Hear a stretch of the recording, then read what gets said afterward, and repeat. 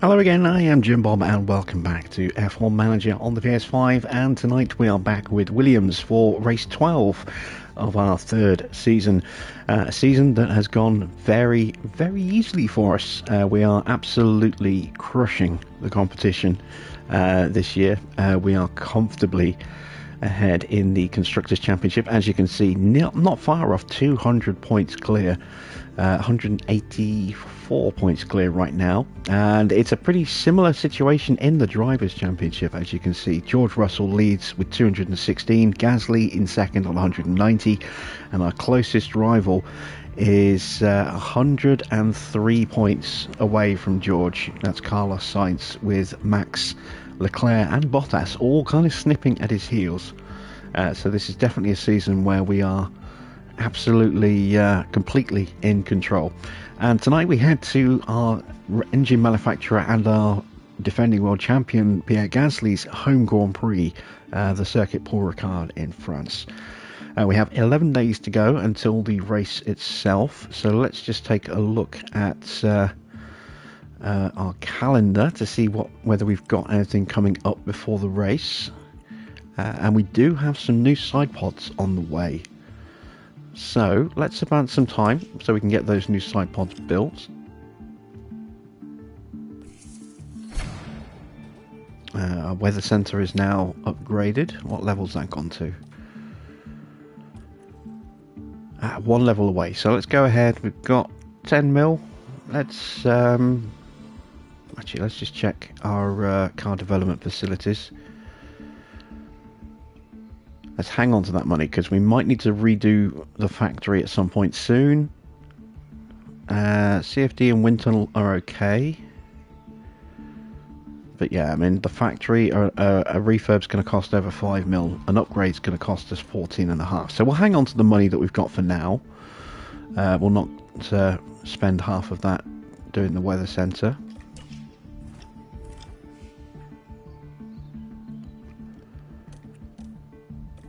We are low on side pods, but we're about to put some new ones on, and we never go above 2 anyway. Spare rear wing is manufactured, so we now have 4 of those. We've got a new regulation vote, as well as a warning that Gasly's ERS system is going to need replacing soon. Let's have a look. So this was the sporting regs that we voted on last time. I can't remember what the vote was for. The vote has not passed. What was the vote? Let's scroll back and have a look. Here we go. What was the change? Double points for the last race. Ah, yes. I voted against that, and so has the majority of the grid. It's been defeated 6-4. That's good. I hate that gimmick. Got a spare suspension done as well now. That gives us 4 suspensions. And here's our side pods. So let's go ahead and get these on the car. I'm going to emergency manufacture 2 of those so that we've got them for both cars for the race. We're looking to improve the cooling on this car. As you can see, it's not great at the moment. 16th. Let's go ahead and install both of those. It's actually going to have a slightly negative impact on our cornering ability because we put a lot into the cooling aspect, but the cooling aspect is a little bit more important, I think. We do have a new underfloor and a new rear wing also in production, so they will be coming to us, I think, for Spa, if memory serves me correct. And we've got time for another new project for Spa as well. Oh, it's a front wing, not a rear wing. Okay, so what can we do to improve our cornering? We could go with a rear wing. We've got no hours available for the next 45 days. And it's entirely possible that whatever we actually do might not be an improvement to the car. Yeah, it's looking like we're not going to be able to improve the car. So we need hours basically if we're going to do another rear wing. We've reached a point where not putting in hours will result in us developing a worse part than we've already got. So let's have a look at the chassis. Can we do something with the chassis? We can. That will give us a minimal bump to our engine cooling. It will give us a little bit of a bump to our cornering, but not massive. It will give us a little bit of a bump to our speed as well. What else could we do? We could do another side pods, I suppose. Really work on optimizing that engine cooling. That's going to impact our speed again. This is where we've reached a point now, like I said, where we kind of need hours to get more out of the car. So let's, instead of doing another part, let's have a look at research for next season's car. There's going to be minor changes to chassis, minor changes to side pods. So big change actually in terms of drag reduction and airflow. So we desperately want to make sure that that is resolved. So let's go ahead and do a research project. Just going to do the one engineer, I think, because we can't do anything else until the other projects are done. That's 35 days. Let's go 2 engineers. That way we'll get a nice little bit of experience gain without overdoing it, and that'll drop just before the next, or it'll drop during the race. So as soon as the race is done, we'll have 3 slots available again. Right, so with that, we are ready to set our targets for the weekend. The incentive is 1 car in Q2. That's going to be very easy to do. We are going to go for a 1-2 in quali. Actually, no, we're not, because we're not quite there in terms of pace. So let's go for 2 in the top 3. And then both cars into Q3. Finish position 2 in the top 2. We should be able to manage that, I think.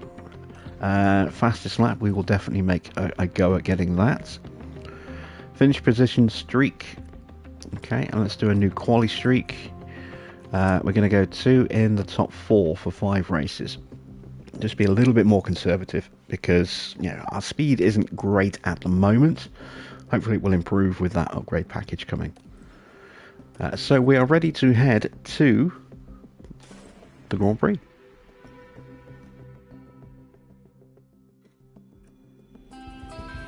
It's Grand Prix time here in Le Castellet. The very first horseless carriage race was organised in France in 1894. Since then, the carriages have only gotten faster. For the Grand Prix here, Paul Ricard boasts a fine collection of low, medium and high-speed corners. The scene curve is taken at breakneck speed, right before heavy braking at Beausset. This is an all-rounder test for cars and drivers alike. We're about halfway through the season now, and there's still plenty of time for everything to change. All eyes are on the teams and how they tackle the rest of the year. Let's get this underway.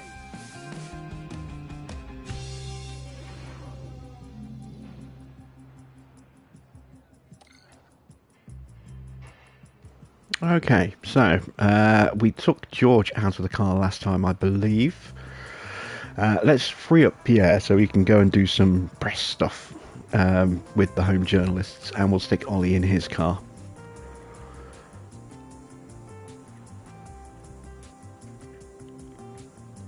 So we're going to start by swapping out the engine. Don't want to waste good parts in practice.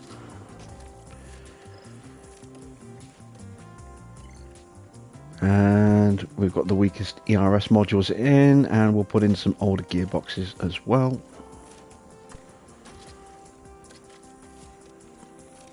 %, we should get us through practice, I hope. Let's take a look at the sliders.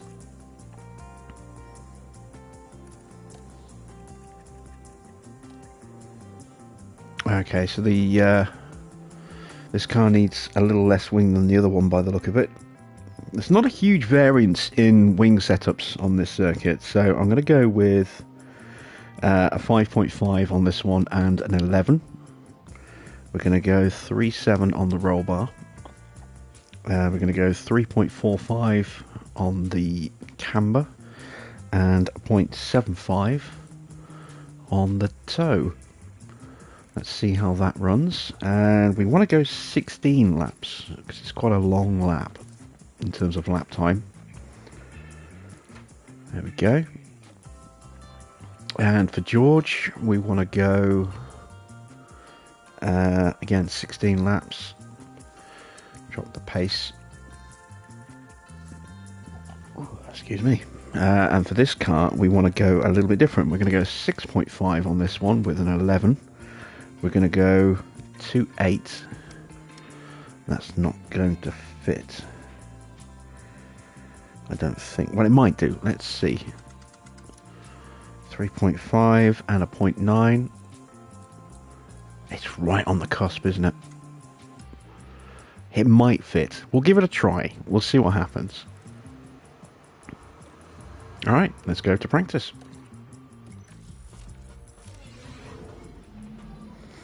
Yeah, we can now. Radio check. Yeah, all good. That's green light.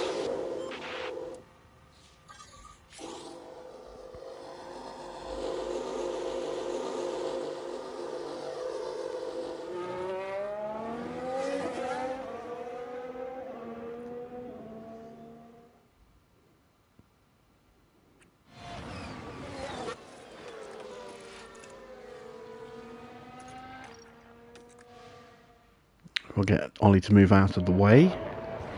There we go. He's a slower driver in a car that's got a lot more wear and tear on it, so he's going to be slower, you know, doubly slow compared to George.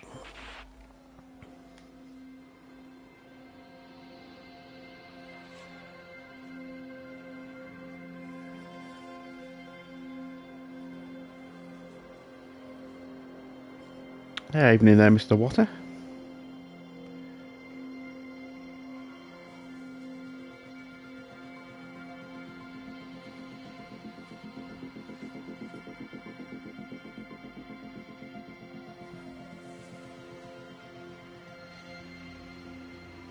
And there you can see the difference in lap time between George and Ollie. Part of that is down to the car, part of it's down to the difference in driver skill. But yeah, a substantial difference there. Sounds like we've had a spin.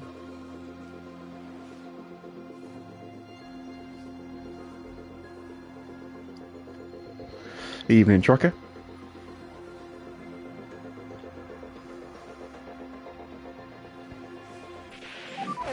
Balance update when you can. Balance update. Okay, 88% for Russell's car. That's not bad. And 97 for Ollie's car. So that one's almost perfect already. Let's call him in.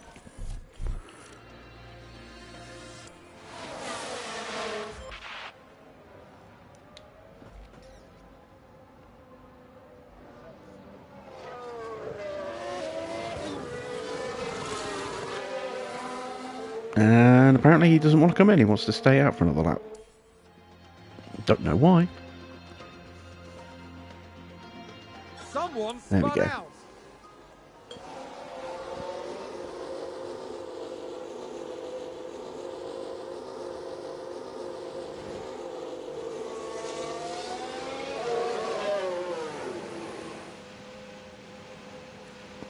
So, just need a small tweak here. We're going to push the camber up to 3.5 and just tweak the toe and see if that does the job.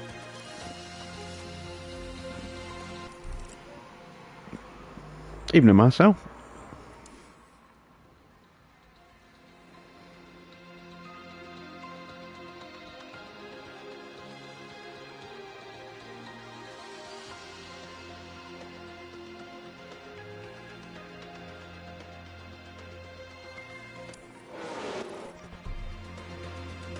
Alright, so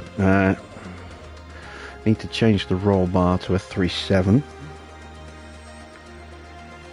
So let's dial back the front wing a bit as well. Let's go to a 5.5.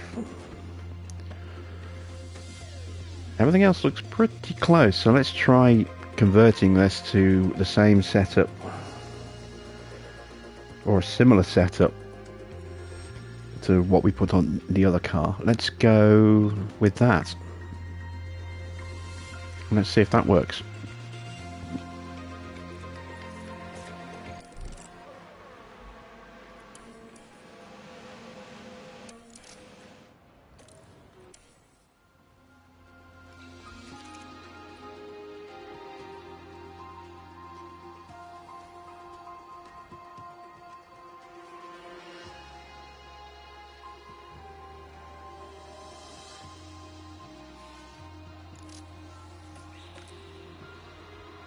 And there goes Russell.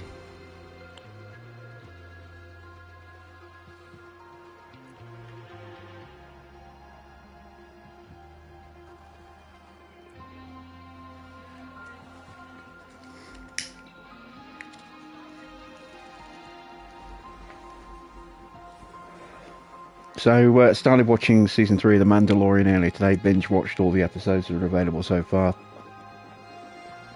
Loving the new season.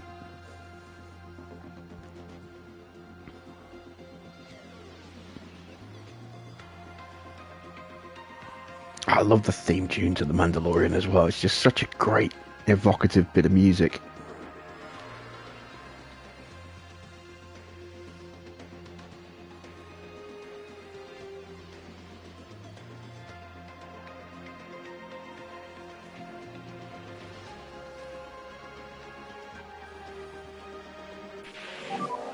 How was the balance, please?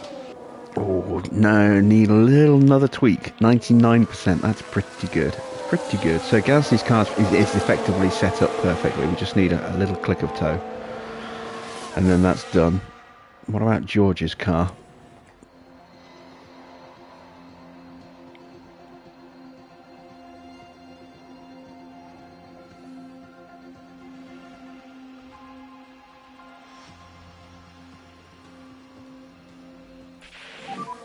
.97, so again, almost there. Very, very good job, guys. Understood. You've got to watch it soon. Have you seen any of it at all yet, Mr. Water, or are you just, just Season 3 that you've got to watch?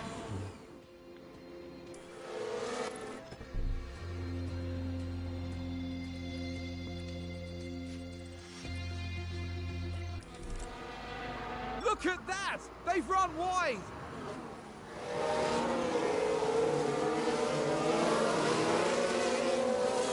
Okay. Have you seen Book of Boba Fett? Because that's kind of Season 2.5 of The Mandalorian. If you've not, watch that first. It's not as good as The Mandalorian, but, Mando pops up quite early on in the series, and then he becomes quite a prominent member of the cast.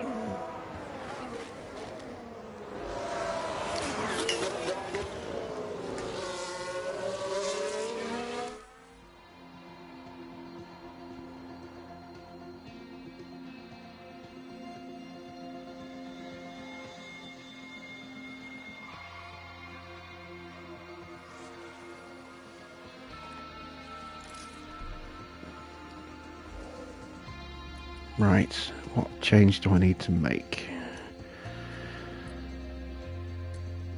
Let me try that. See if that does it. Yeah, so if you haven't watched Book of Boba Fett, watch that before you watch Season 3, because it follows on. It's a separate, it's obviously focused around Boba, but the Mandalorian,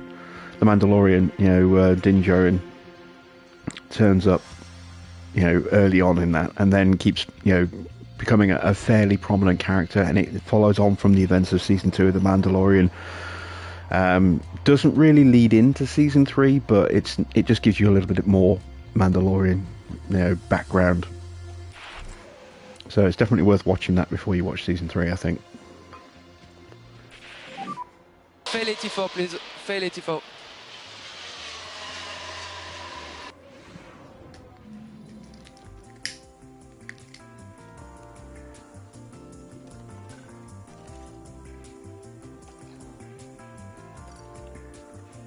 Alright, Gasly's back in the car. And we've already done all the hard work for him. He's just got to get the track knowledge now. So let's go 21 laps with George. There goes my chat playing up again. And it's back. There we go.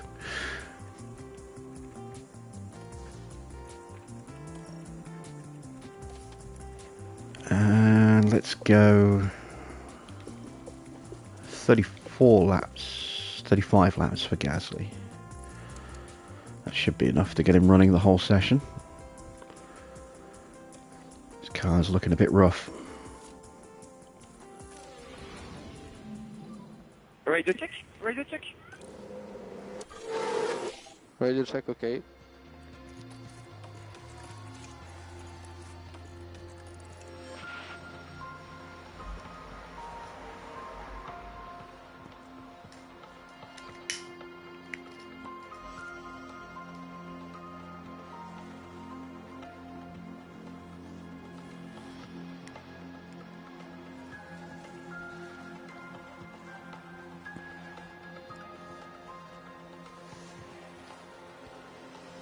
Oh, we've had a spin.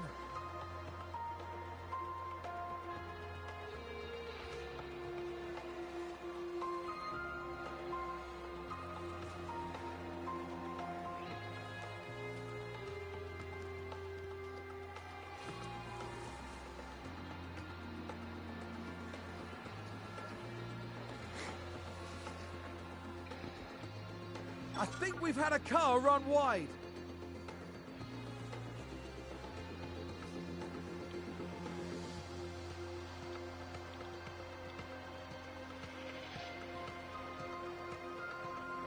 Alright, feedback is imminent.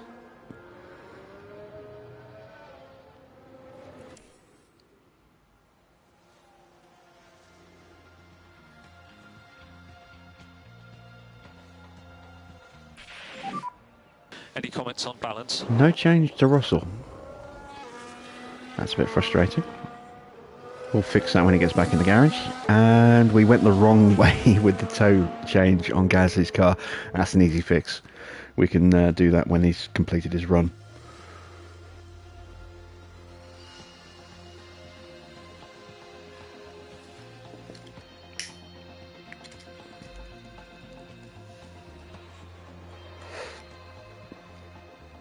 So my new M.2 drive turned up today. Got that installed. Took the opportunity to completely clean out the vents and the fan of my PS5, and oh yeah, there was a lot of dirt in that. A lot of dirt. Yeah, I've had it. Let's see, about 20 months that I've had my PS5 now, and that was the first time I've actually taken the covers off to give it a proper clean. I've wiped out the side vents before, but not by removing the covers. Yeah, there was a lot of crap in there, so I've noticed it had been making a little bit of a noise recently, so it's now running much quieter again now that the fan is clear of debris. And the new drive is really nice to have all that extra storage again. I can actually start recording game footage now because I've got space to record it. You know, I was having to delete stuff off my hard drive because you don't get a lot of storage. It's only 600 gig, 660 gig that you get that's usable, and that filled up pretty quickly. So transferred about 500 odd gigabytes of games off my hard drive, my PS5 drive, the main drive, onto the M.2, and it took 10 minutes maybe to transfer all 500 gigabytes. That's just so quick just to move it from one location. I'm so used to very slow moving of multiple files. That was really nice to be able to just move it all like that.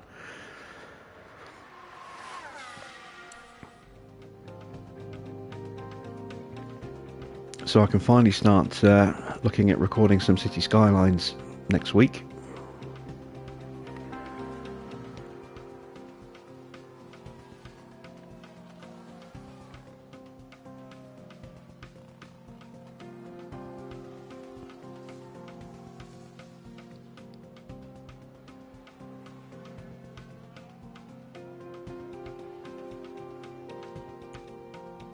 I've been looking at some of the City Skylines updates that are available, or extra content that's available on the store as well for the PS5 remaster version. There's one or two that I don't have that I've been umming and ahhing about. One of them is the Airports pack, which is currently on sale. Has anyone bought that? Is it any good? Because just from the look of it, I don't see, unless you want to build a huge airport, I don't really see any benefit to it. So I was just wondering if anyone else has got that one and what they thought of it.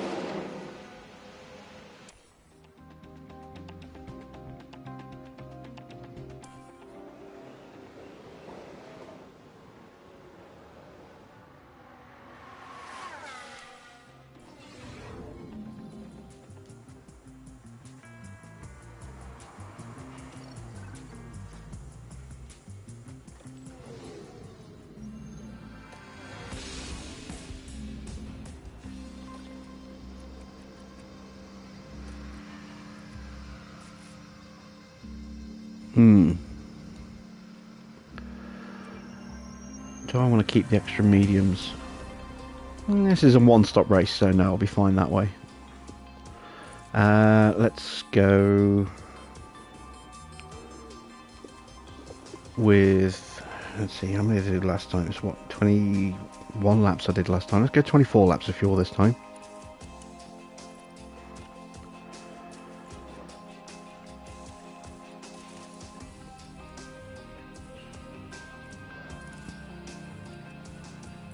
Correct that. There we go. And we need to go.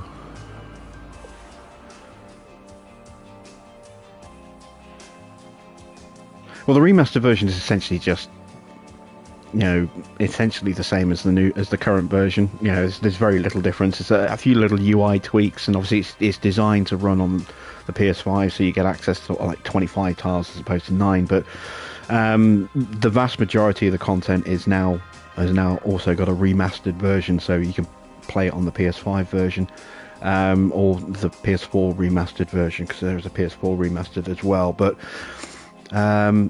obviously some of the content is yet to be remastered, so there are some DLC packs I have that I can't play on the remastered one, and the new content that's just come out won't be available until end of the summer.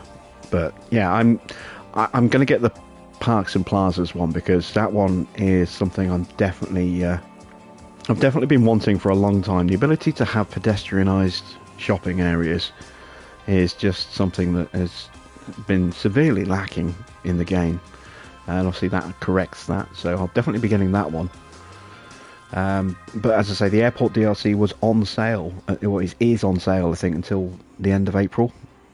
And so I was just curious as to whether it was worth it if you're not all that fussed about building a super airport. Yeah, all good. If it brings anything else to the table other than just a big customizable airport.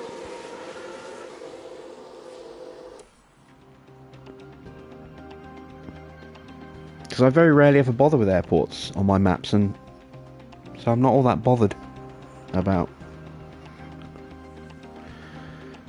building a big fancy customizable airport. And if that's all that you really get from that DLC, I'll just skip it.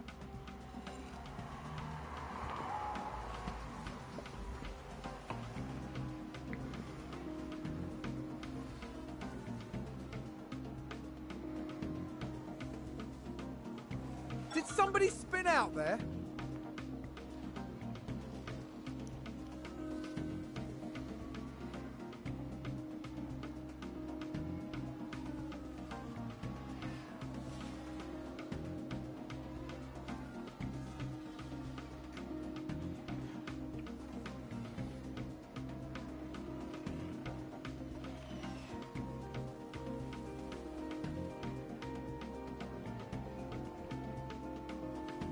We've just had a car run wide.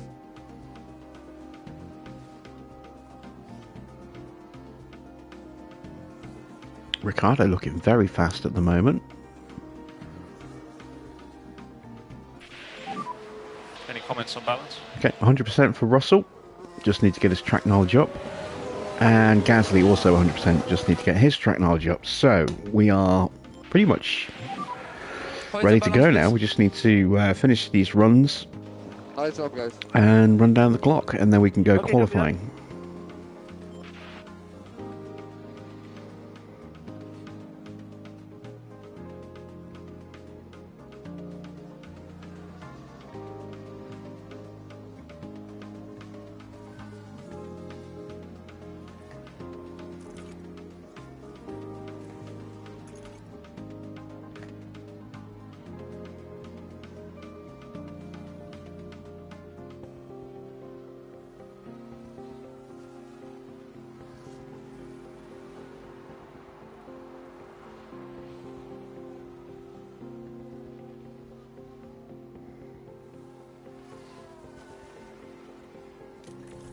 Oh yeah, it's Russell calling in. Gasly not too far behind. Just a reminder, this is the final season of Williams. We will not be continuing after the end of Season 3 with Williams. We'll continue with Challenge Mode, but this one will be retired. Although I am going to keep the file and continue playing it in my own time, because it'll be the only file where I've actually been able to get Ollie Behrman prepped for a race seat. So it may make the odd guest appearance every now and again going forward, but this is the final Williams season, and our objective is simply to defend and retain our 2 titles, which we're well on course to do. Who's running wide there?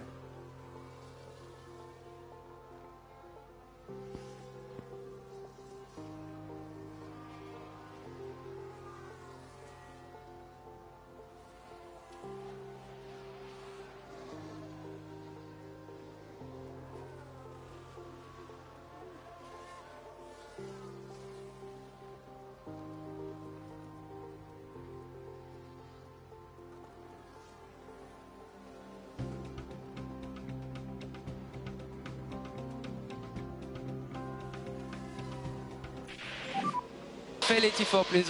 Fail 84. Okay, there we go. Practice is done. Let's put some better parts in the car and head to Q1.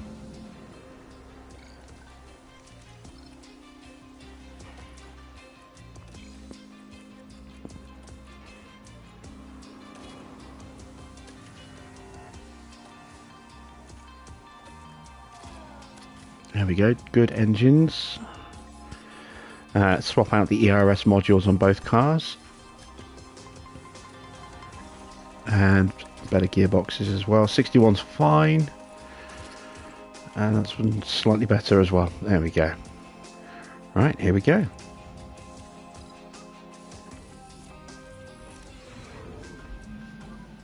And radio check. Yeah, good.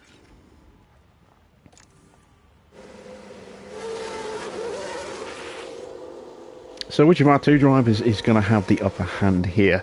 Gasly, as we know, has better pace than Russell. Russell is kinder on his tyres, and on this particular circuit, that might benefit him because tyre wear is a bit more aggressive here.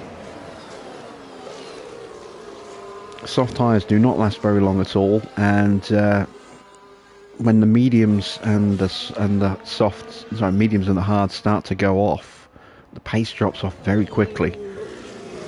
So if Russell can keep his pace up for longer, it may even out the difference in lap time between the 2. Could make for a very close, interesting battle.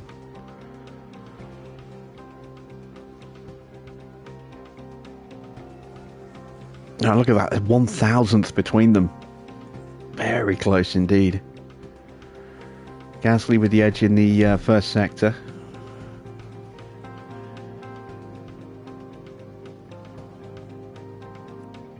That's good enough for us to go through, so we're not going to go out again this session.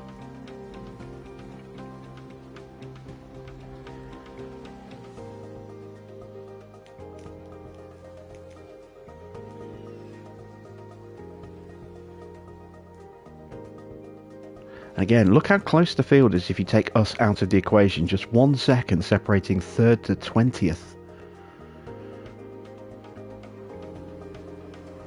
3rd to 15th is separated by just 0.6 of a second. The field is so evenly split this year. Buddy, good job once again. See you in the office shortly. Well, we've kind of strolled to something that's quite comfortable. It's been good to see a very tight field, although it does seem to have spread out a little bit more in that second run. So we've lost Porsche, Stroll, Zhou, Vettel and Tsunoda. We've lost an Alpine, a McLaren, an Aston, an AlphaTauri and an Alfa Romeo. It's unusual to see 5 separate manufacturers like that in the bottom 5. Very unusual. But again, it's kind of an indication of how tightly spread, or how evenly spread the field is. Let's put those scrubs on and see if they're going to be good enough to get us into Q3. We can always do another run at the end of the session. Radio check.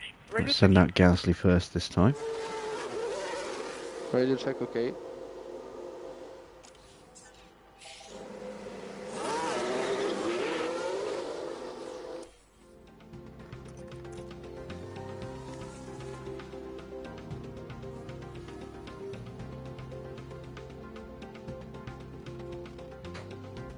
A little bit of traffic again.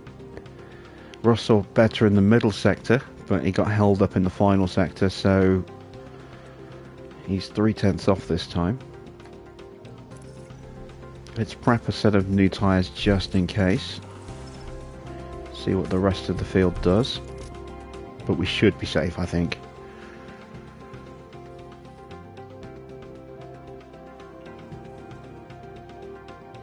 Yeah, I think we'll be safe. We'll stay in the garage.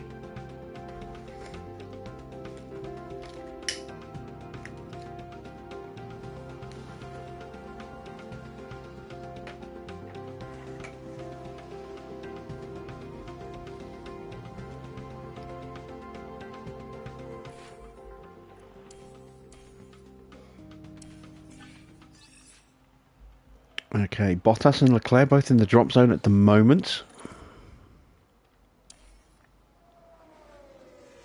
Bottas still in the drop zone. Bottas is out. We've lost Schumacher, Norris, Ocon, Bottas and Vasseur. Albon again makes the top 10, as does Magnussen, Alonso, both the Ferraris, Ricciardo and both the Red Bulls. Is he running an older engine? I wonder. Let's have a look. I'm curious as to how Bottas failed to get through. Ricciardo's engine's at 78%. Yeah, Bottas is at 57, and he's got a worn-out ERS module as well. Look, 36% on that. That'll be hurting his acceleration and his overall, power output. Could be a painful afternoon for Bottas. Right, new tyres for both cars. And this will leave us with a couple of spare sets of softs as well, should we get any funky business with safety cars. Yeah, we can now. Radio check. Yep.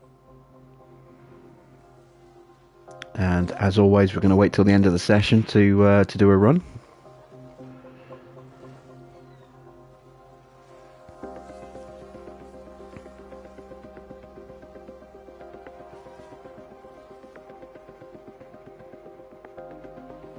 And I think what we might well do for the second half of the season, after the mid-season break, when we get to Spa and the new upgrades come, is we might start doing a last to first challenge for each race. start at the back of the grid and see how high we can get, because you know we're walking the championship. We're walking both championships at this moment, so it'll be interesting to see us fight through the field, I think, for the remaining races. Let me know what you think of that idea in the comments.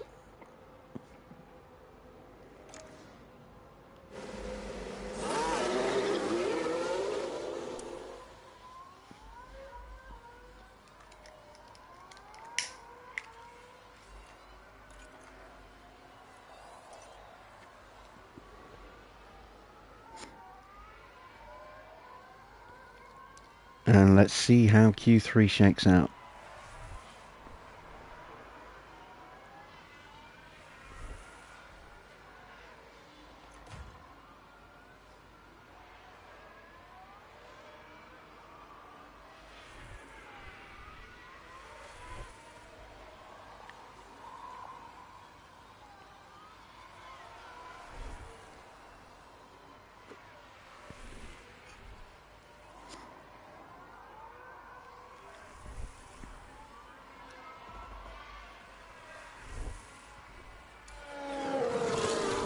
Alright, so hometown driver, Pierre Gasly,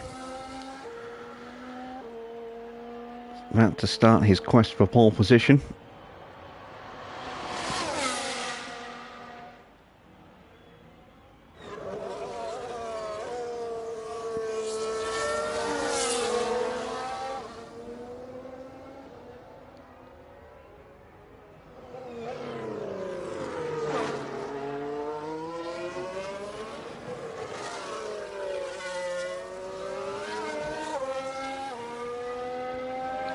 As always, Gasly very strong in this opening sector. Needs a win here to claw back some momentum over Russell, who has gone faster. This is the first time I think Russell has beaten Gasly in Sector 1.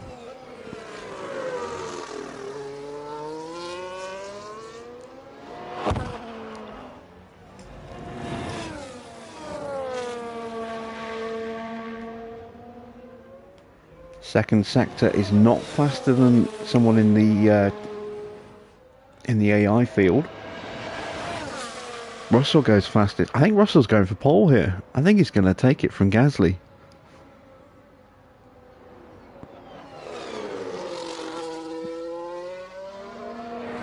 Or are the Red Bulls actually going to be able to stick it to us? Or at least to Gasly. What can he do in this final sector? George is absolutely flying right now. Gasly takes provisional pole with a 130.298. Here comes George. And he takes it with a 292, 6/1000ths of a second. Oh, it's so close between these two. We're going to have another cracking battle between them. Red Bull's a little bit closer this time out than they have been in the last couple of races. The time has come for these drivers to fight it out wheel to wheel. Race day has arrived. Seeing how they did in qualifying, Williams are going to be the team to watch here. They'll be starting strong at the top of the grid and will have many opportunities to steer the race in their favour. We saw a reasonably good qualifying performance from Ferrari, and they certainly have a good chance to capitalise during the race. And the clouds today look very ominous, which means that teams may have to contend with rain at some point during the race. And this should be a fitting race then to end a tremendously tense weekend here at the French Grand Prix.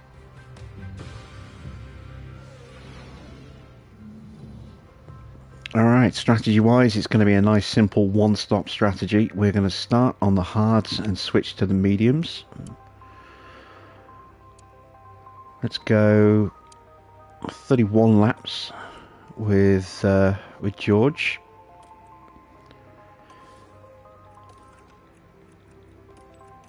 And 30 laps with Pierre. Oops.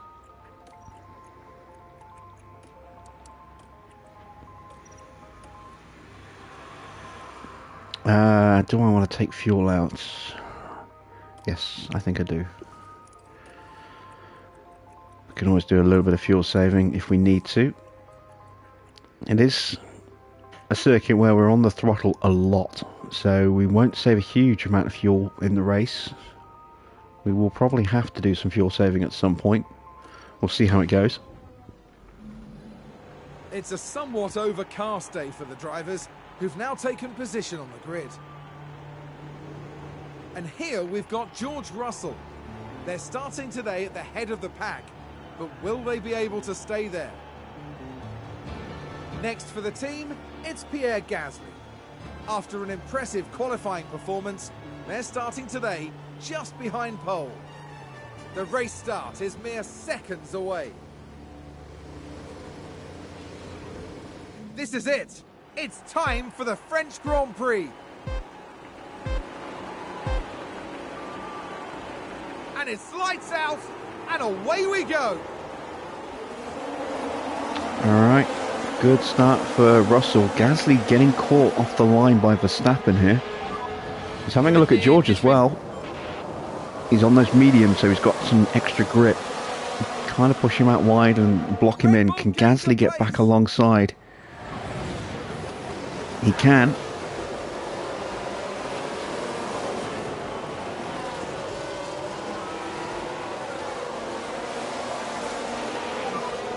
Okay, that's good, very good. And he holds him off, completes the move. He's got the slipstream on his teammates. Should be able to out-drag Verstappen into the chicane. Just gained by Williams.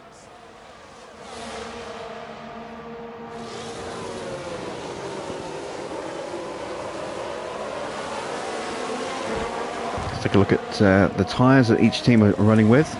Verstappen on the mediums, Perez, Sainz on the hards, Alonso, Leclerc. Alonso's made a good start, up to 6th. He's on those mediums. Magnussen, Ricciardo on hards, Albon on mediums, Norris, Zhou and Pourchaire, the other drivers on mediums, the rest of the field all on hard tyres. So Verstappen always been passed by Perez. I say Verstappen could be a threat in these early laps. But in the second half of the race, we'll have the tyre advantage over him. But it will be tricky, just pulling away from him in these early stages. And he'll be dragging Perez along with him as well.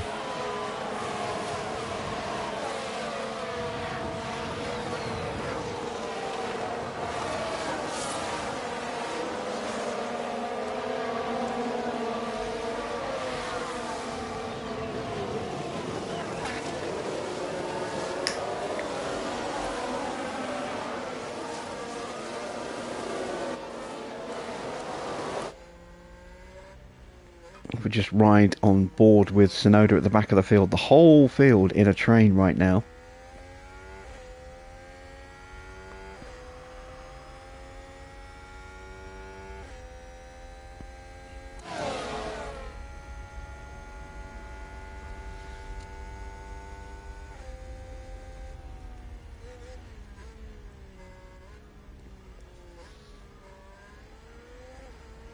You just see cars stretching all the way off into the distance.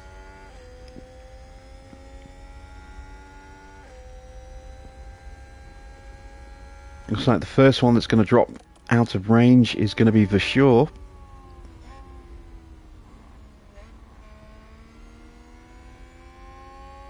Struggling to keep up with Bottas, who is all over the back of Norris.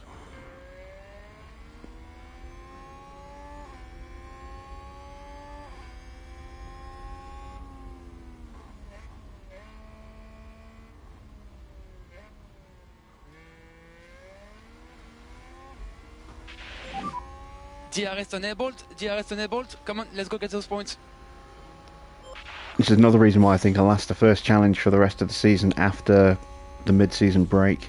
After the Hungaroring could be an interesting and exciting prospect, because the rest of the field is so tightly packed that it's going to be difficult finding easy overtakes.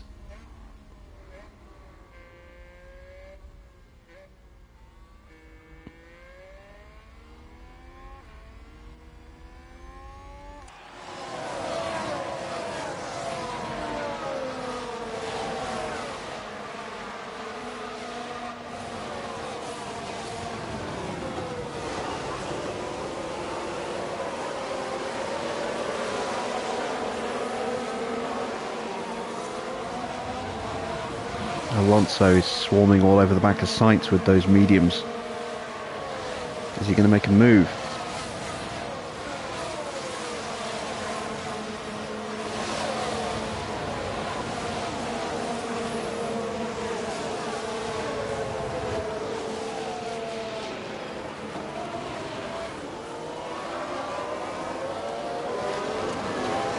Sainz throws a defensive move. Leclerc now having a sniff.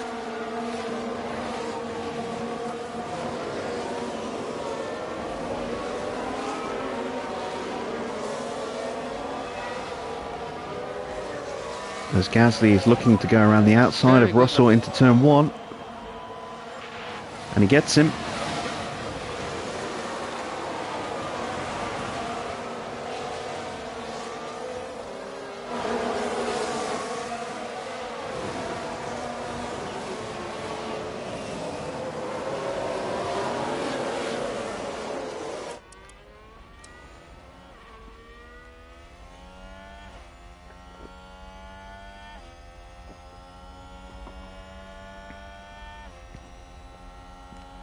George throws a dummy, opens his DRS, and is going to retake that position.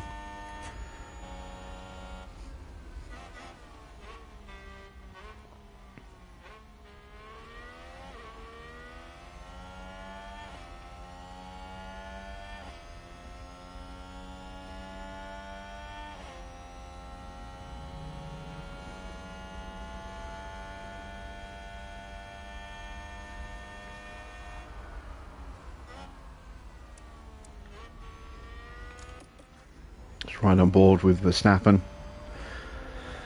Get a bird's eye view of our two drivers scrapping.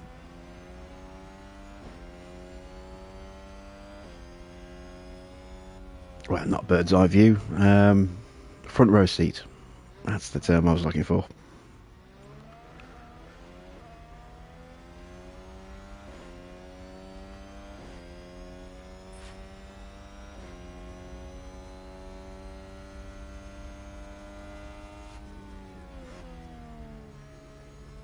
And we've got our first break in the traffic, and it's actually Zhou. I wasn't expecting that. Zhou is the first one to drop out of DRS range.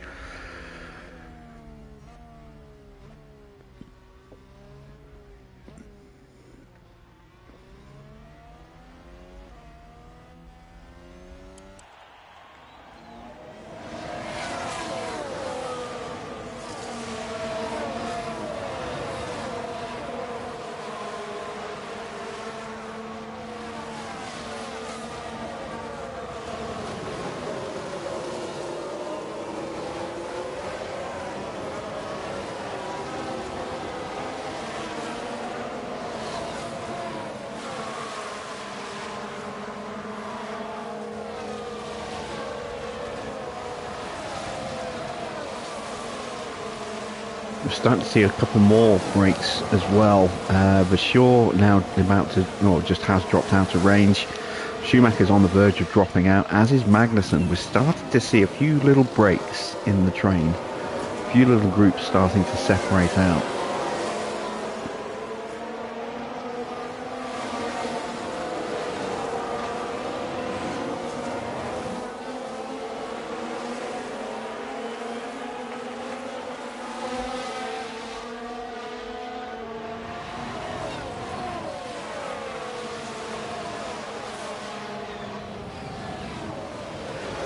And this is a circuit where if you don't have the DRS, you do drop out of contention very quickly. So as these pockets start to open up, we will start to see a rapid drop-off of the groups behind.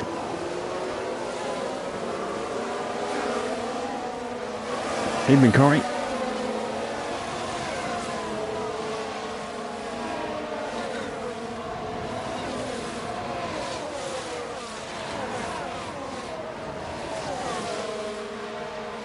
Here we see Schumacher about to be swamped.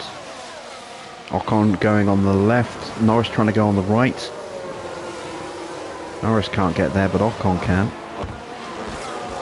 Another Frenchman looking for a good result here in his home race, and he will now close that gap back up to Albon. So that train will reform.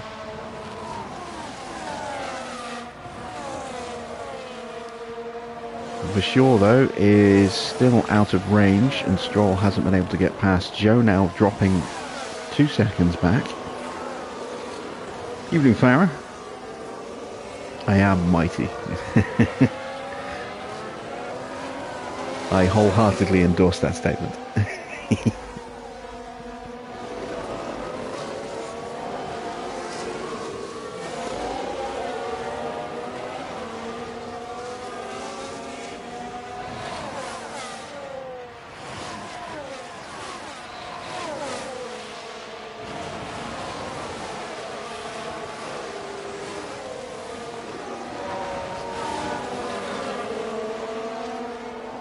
So it's not all doom and gloom for Vasseur and Stroll.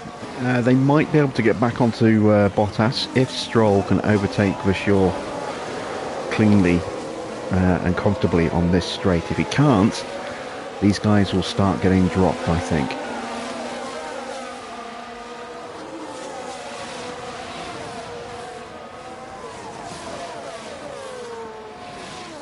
Vasseur goes on the defensive. Stroll's going to try and go around the outside into the chicane.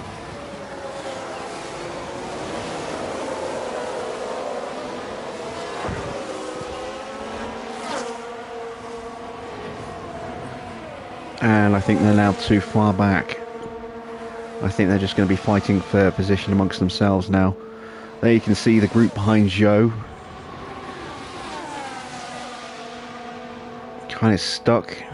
Too far off to really do anything. And these guys are now just dropping further and further behind. This is what happens when you lose the DRS on this circuit. You just start plummeting. We've got a long old train here from 1st all the way to 14th.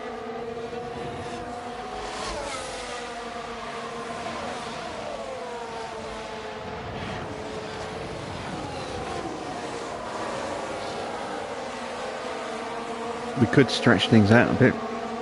We could start using some battery and pulling away. Let's do that. Let's whack on the old deployment for a lap. Copy. See if we can break away from Verstappen. He is on the medium, so he may well come with us. And if he comes with us, he'll drag Perez, who might then drag Sainz, and then Alonso and maybe Leclerc as well. Magnussen would probably be the first weak link.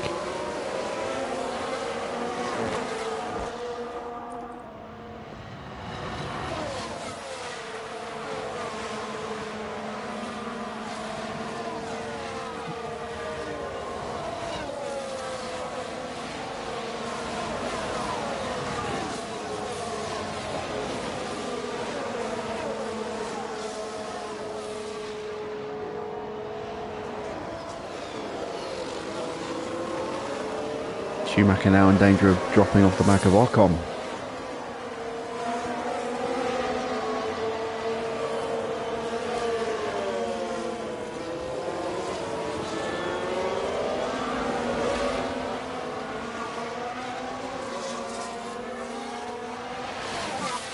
That was a very good lap.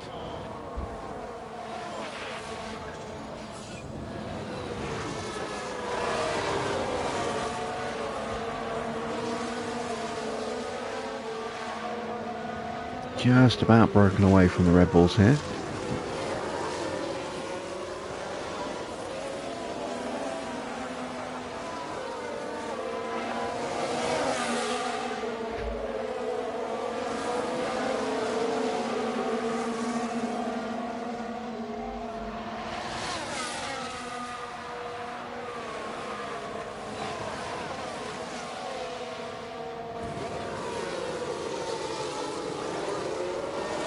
Oh!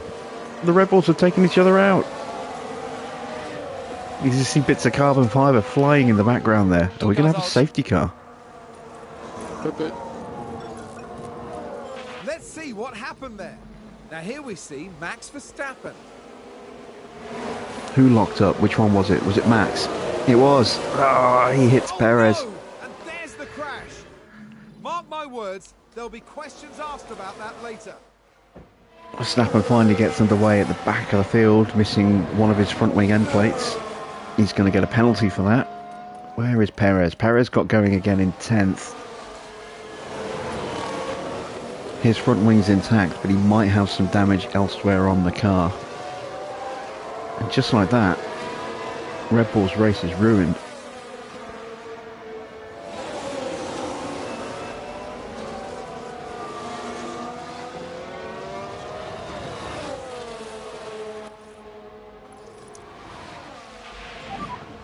Okay, ciao John.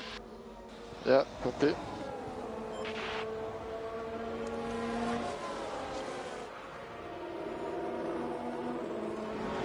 So Verstappen switching. He's got a 5-second penalty to serve. Hard tyres go on. New front wing is going on. I really need to animate that next time out. There we go, new front wing. How far behind is he going to be now? Look at where he is compared to Tsunoda.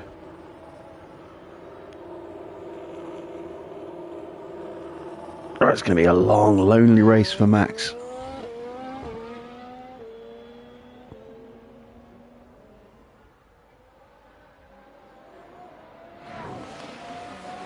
That's 40 seconds, well, 38 seconds off the back of Tsunoda.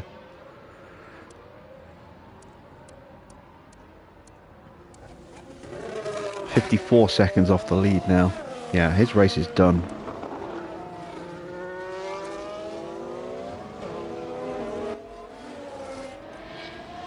And that promotes everybody else. Alonso now up to 4th.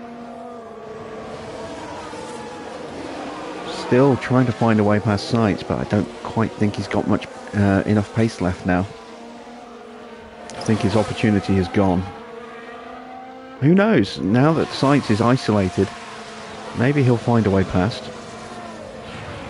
Sainz won't have DRS. Leclerc all over the back of Alonso though.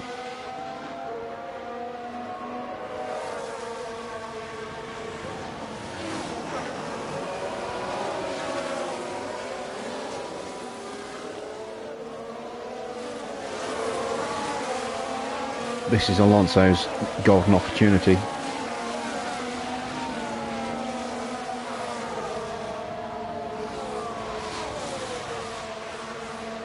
He's not going to make the move. He's not going to get it done.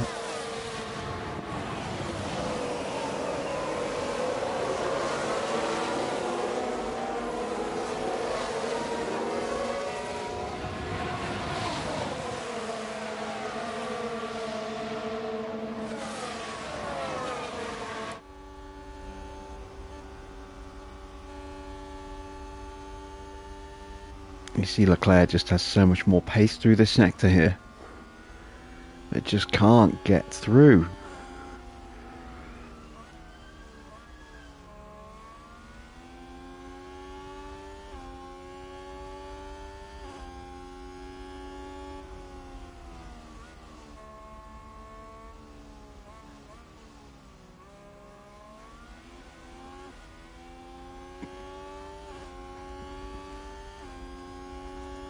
And once again, Sainz is holding Alonso at bay.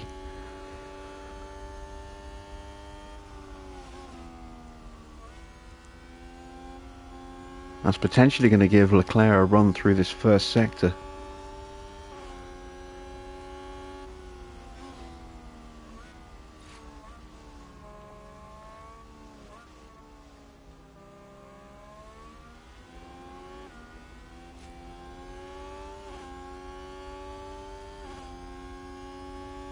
Oh, Sainz is close.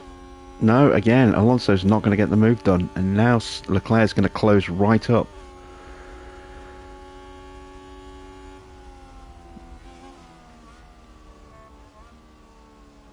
Sainz is defending well here.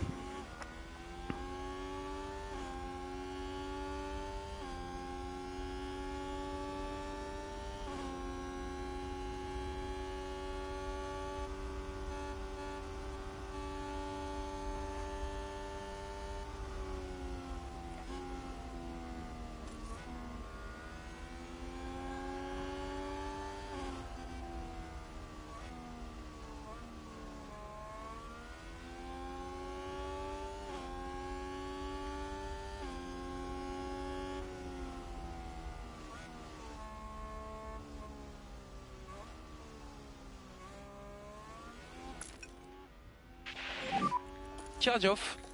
Yeah. Recharge back on, please. Recharge on. Yeah, roger. Paris still in 10th, second and a half off the back of Ricciardo. Is he closing? Yes, he is. Little by little. Sainz trying to go around the outside. That's going to cause him to be slow. If he gets blocked by Leclerc, he's really close. If he gets blocked by Sainz again, Leclerc might swoop through. Oh, he's going to get the move done, finally. There we go, Alonso up into third. Now, has he got the pace to pull away from Sainz? He's got those medium tyres. In theory, he should have better pace. In theory.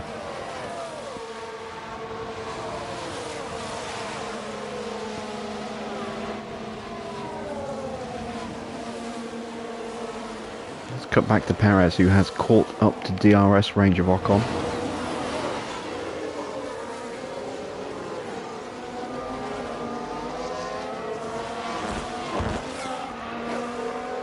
Verstappen's still a long way off. Still 37 seconds off. He's only pulled back a second in the last few laps.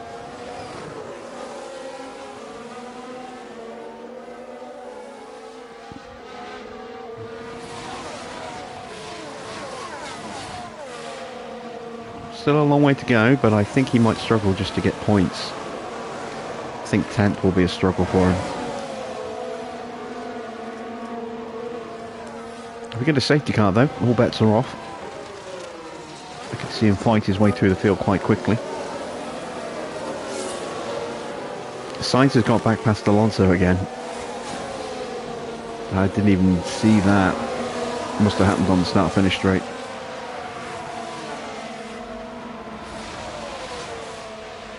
Alonso going to try and retake that place. Can he be brave on the brakes? He can.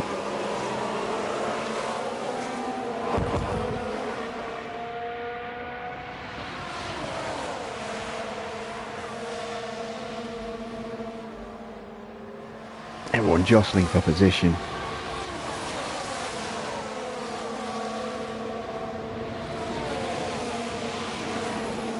And we have a first real breakaway group now. The top 10, well, 3rd to 10th is our chasing pack. And then we've got a 4-second gap back to Norris.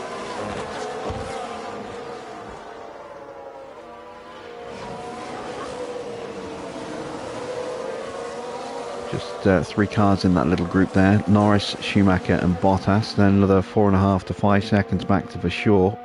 Still with Stroll all over the back of him. Porsche and Zhou have caught up to that, as well as Vettel now. So yeah, it's not working out well for Vasseur.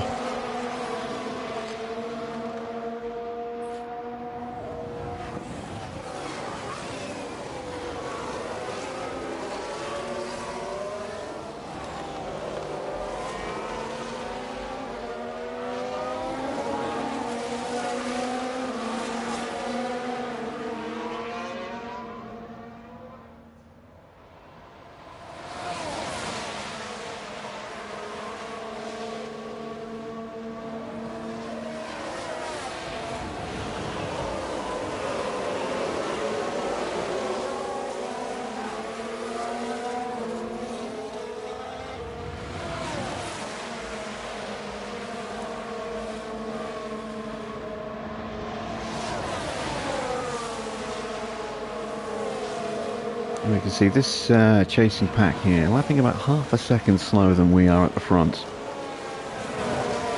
Oh, and that's a wide there for Sainz. It's 3 wide through here. Leclerc getting boxed in. Magnussen trying to throw it up the inside.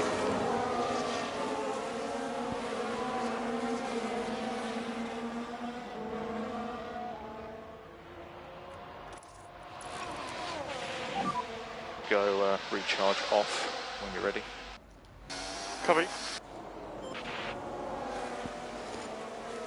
Magnussen is still there, still fighting side by side with Leclerc.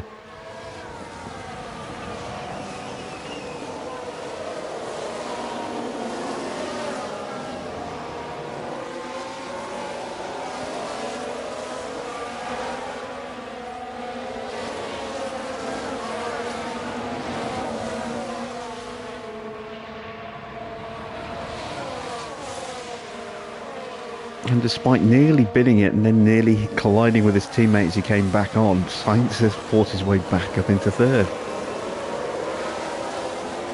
Living a charmed life, the Ferrari driver here.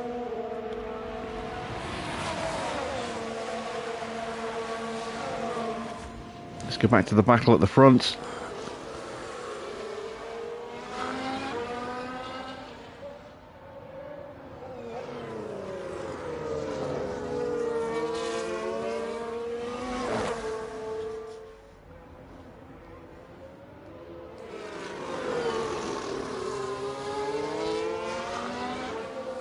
Oh, brave move from Gasly there. Gets himself alongside, and when the DRS opens, he should pull into the lead.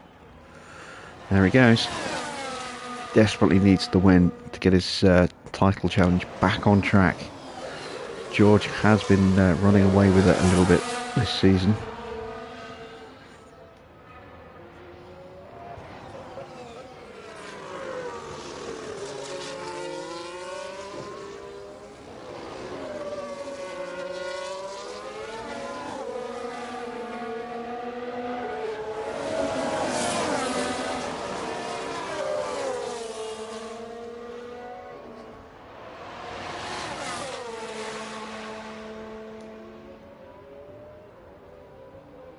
Russell coming back at him again. We're going to see this every lap by the look of it. These two just swapping places.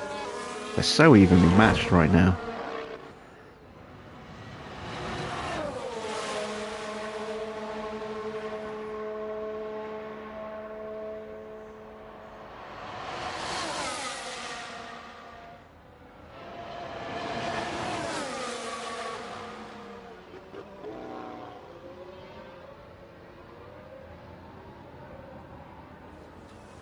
One thing I want to see in the next version of the game as well is engine failures in races. I know they have a sort of a wear rate, and the power can drop as the engines wear out, and eventually if you run them to 0%, they will just give up, and they might get, you know, totaled in a crash. But I would love to see engine failures actually coded in, so that you just get that random moment where one of your engines just suddenly explodes and knocks your driver out the race. Random engine failures would make this so much more true to life, I think.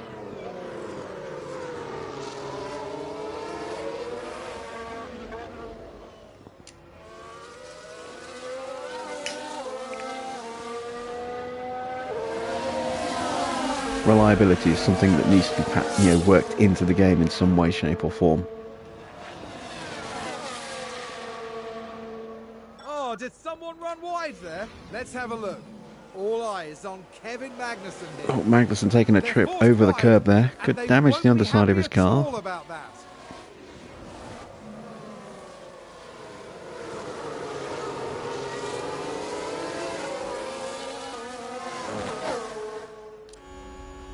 Let's go back to this fight.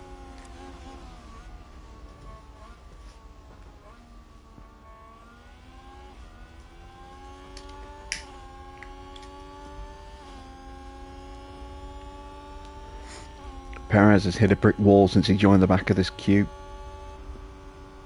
Still stuck in 10th. Unable to find a way past Ocon.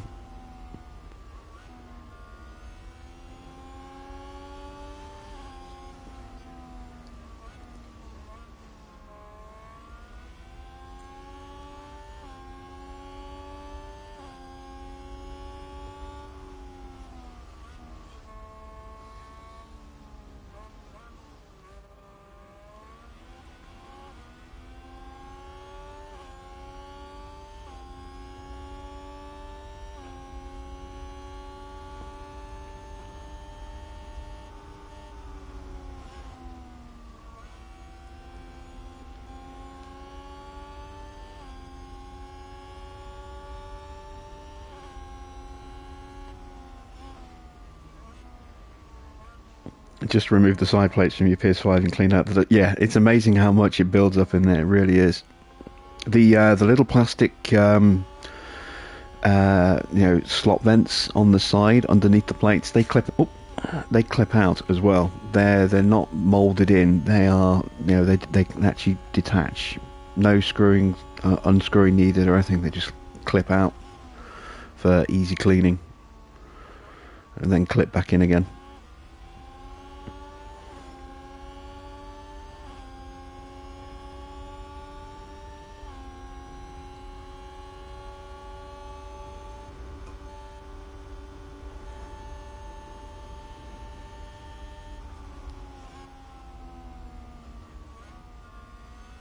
You'd like to see reliability as a slider bar. Now, I think it's something that could be implemented in a similar way to reliability is in the F1 games by Codemasters. You have a reliability department, not just for the engines, but for other components as well, like your gearboxes and stuff like that, and your control electronics. And I don't see any reason why that couldn't be something that's coded into this going forward. I do think the car development side is a little bit thin. I mean, you've got 4 members of staff for your for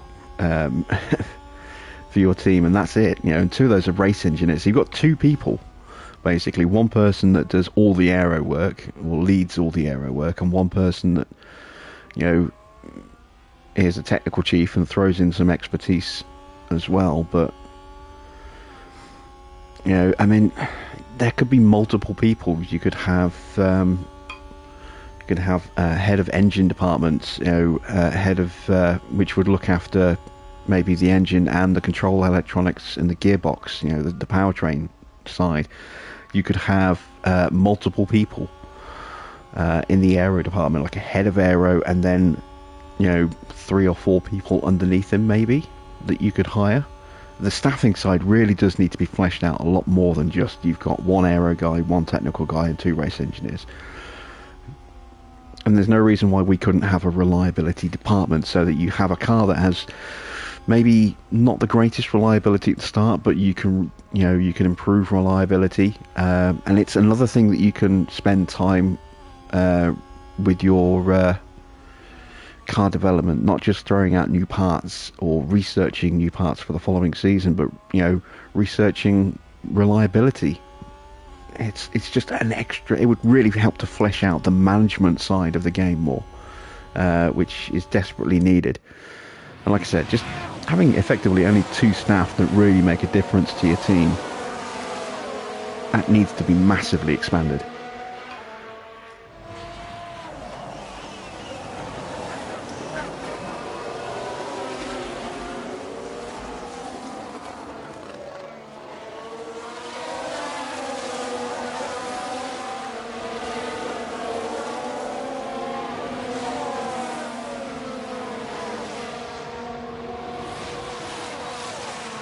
Alright, we've got another off somewhere.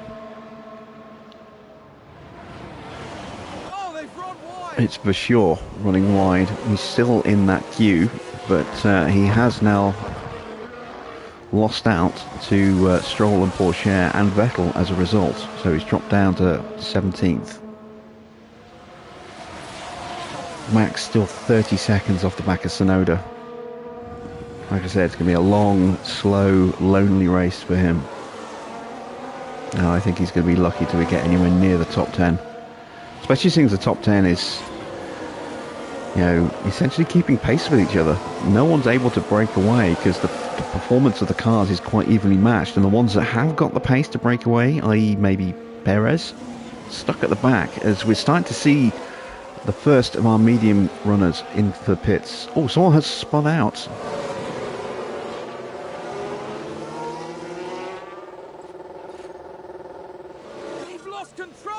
It's Teo Pourchaire has dropped himself off the back of the queue. 3.5 seconds off the back. Norris onto hards.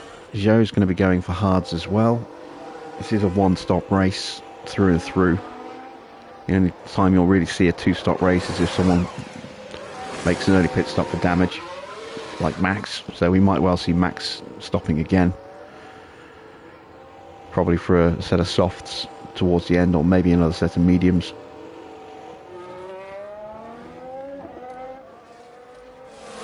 There is Max. Can he get onto the back of Zhou?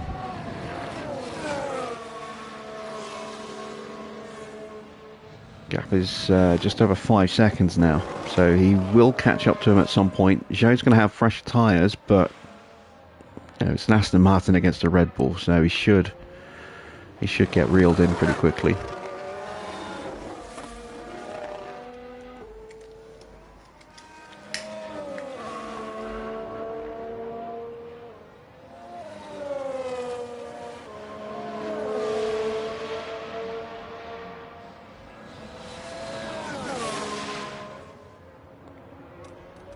Okay, here we go with Alonso and Leclerc both pitting.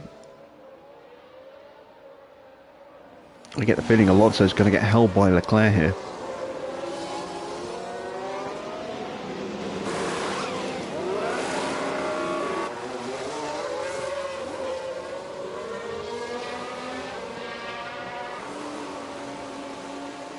He is.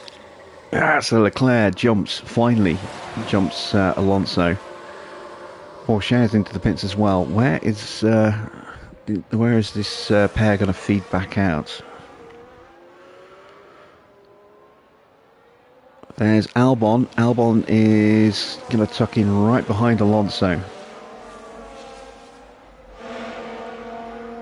And this is Leclerc's chance to break away from Alonso now. He's almost got the set. Well, there's the 1 second. If he can keep that 1 second, he will pull away from Alonso. I think he's going to do it. Watch for fuel. Okay. Yeah, and there we go. And that should be the end of Alonso's chance to stay with the Ferrari now. Although he is closing. That's Alfa Romeo. It's pretty quick in a straight line.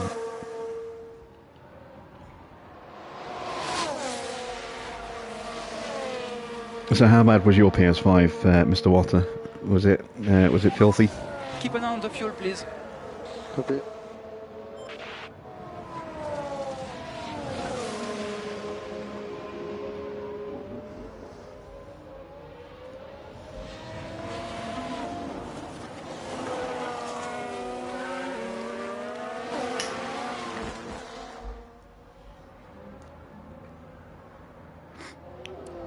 Who else is due to change soon? Oh, that's all the medium runners in, so it's now down to the hard runners.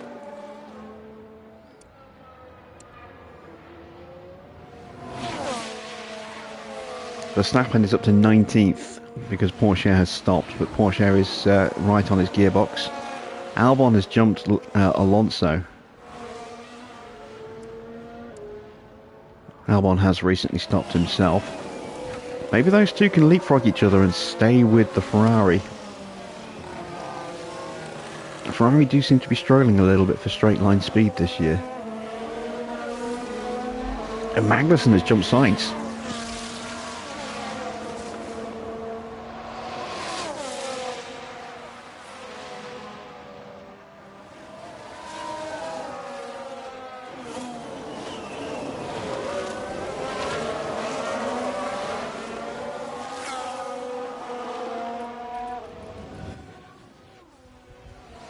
Let's start working on saving a bit of fuel. We've saved about 0.7. It's not enough for just about half distance.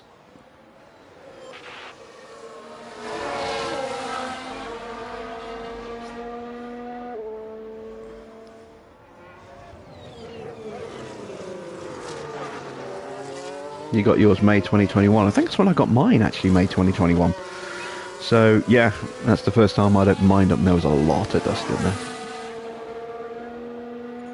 I actually had to get some wipes and clean the a sort of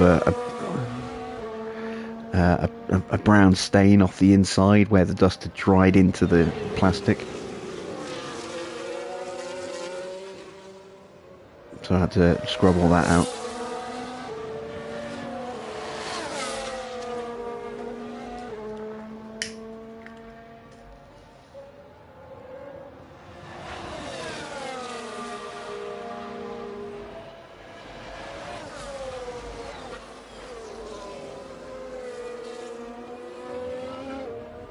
Yeah, he wasn't like that. You know what? I'm very bad at dusting in my room in general, so it's yeah, it doesn't happen very often. I generate a lot of dust between dustings, and the fans on the PS5 are so powerful that they just suck in everything.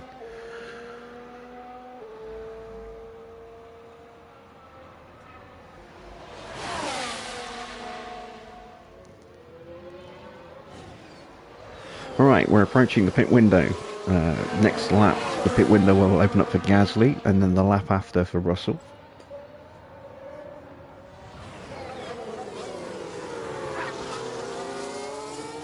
We've had a lock-up somewhere. It's one of the McLarens.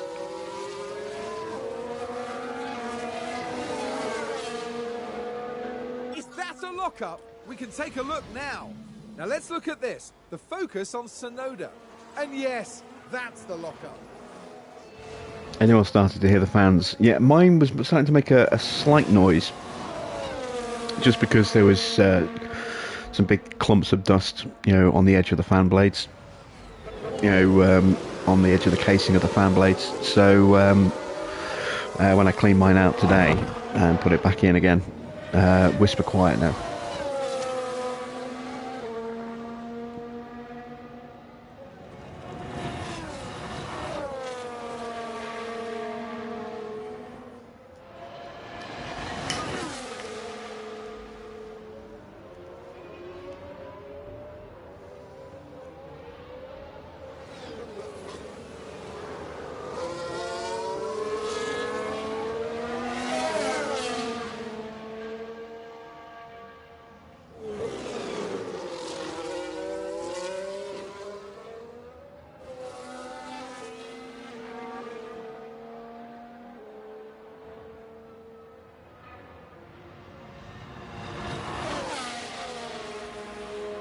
Yeah, all the PS4s had really bad cooling, so PS4s and the Pros as well sounded like jet engines. Even when you cleaned out the PS4, within a month or two, it starts sounding like a jet engine again. That was an inherent flaw of the system, but the PS5 cooling is a lot more efficient, a lot more effective. It's got, especially the launch PS4s, the second wave of the launch PS5. The second wave had a slightly smaller fan and a reduced heatsink unit, but the initial ones, the heatsink on it is massive.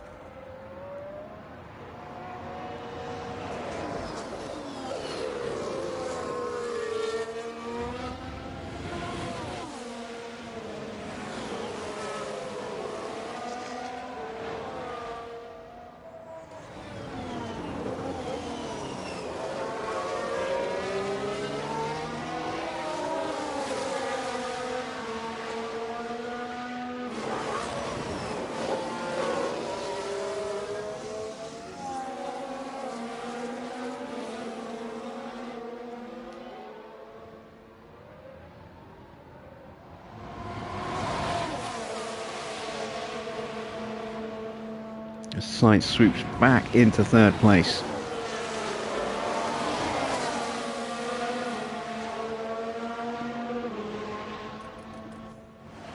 Perez up to 7th by way of pit stops. The cars in front. Still stuck behind Ocon though.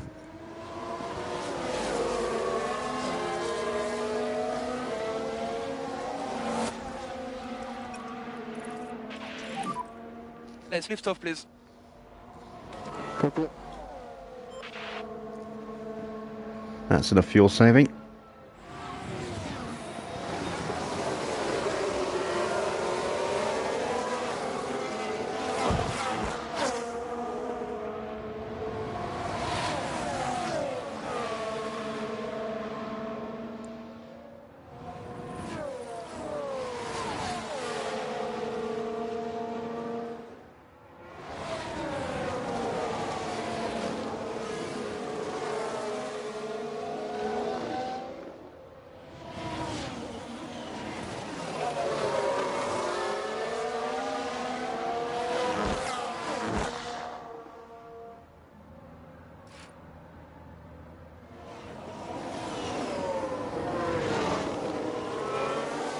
Okay, Russell's only just entered this pit window, so I think I forgot to save the changes I made to his strategy.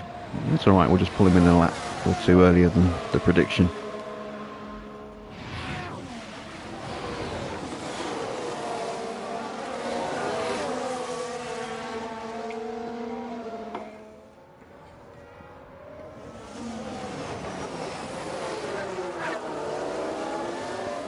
Alonso has been able to get back in range of Leclerc, and they've dropped Albon. These two have been fighting tooth and nail all Grand Prix.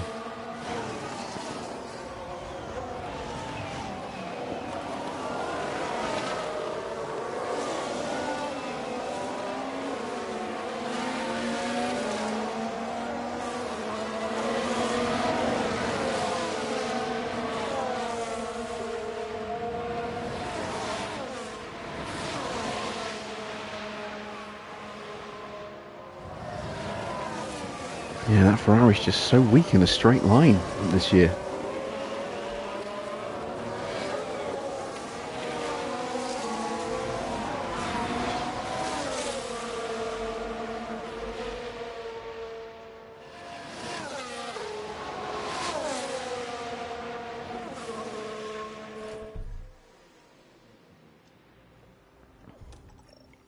Okay, let's get Pierre in.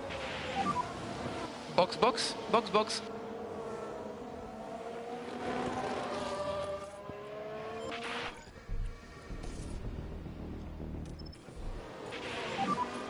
Okay, let's box at the end of this lap, please.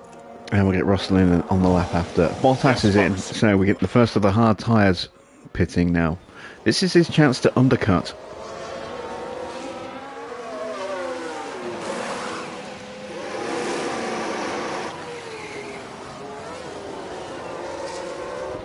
We'll see if he comes out in clean air or traffic. He's going to come out behind the two McLarens, I think.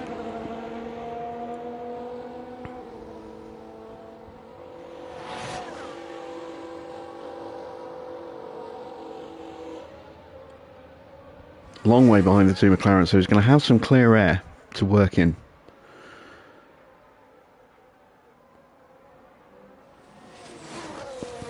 So he needs a good lap here.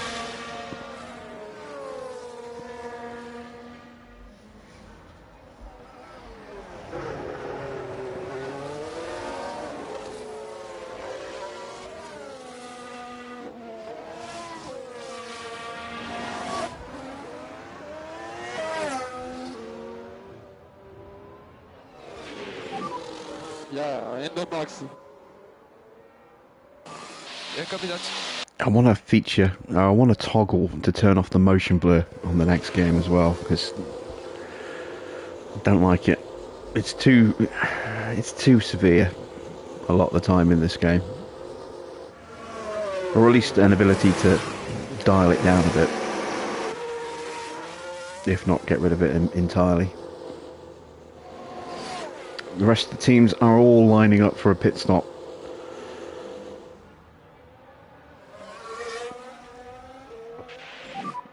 Watch for fuel. Copy. Russell gets out ahead of Schumacher, so he's got clean. Sorry, Gasly gets out ahead of Schumacher in clean air. That was important.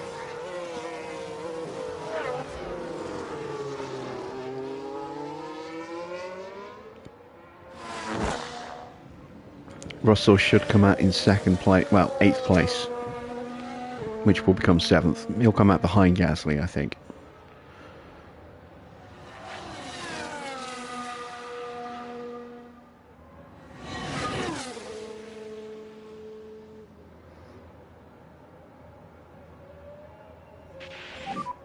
Keep an eye on the fuel, please. Yeah.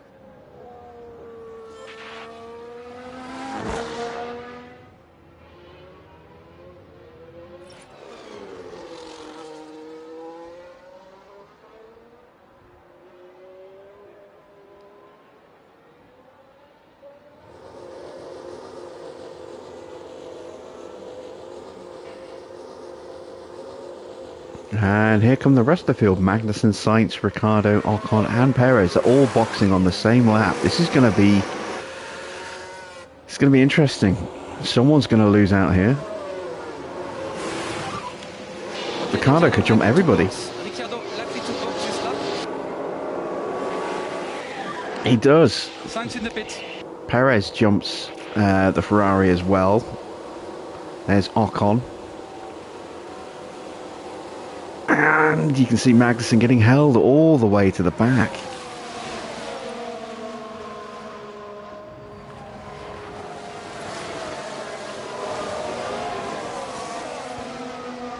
And they've come out behind all these freshly snopped hard tyre runners as well. Leclerc's fought his way through to the front of this little group. Alonso still stuck in the middle of it.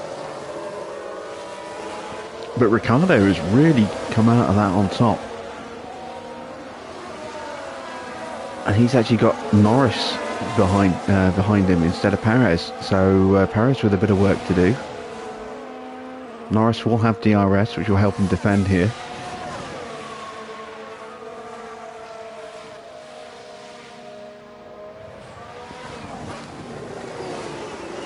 So Ricciardo and Perez, the two big winners from that pit stop there. And Russell's actually ahead of Gasly.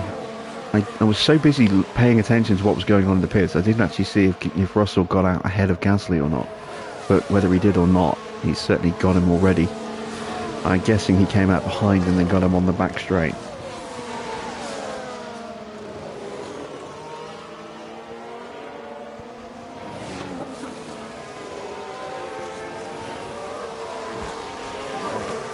Very good luck.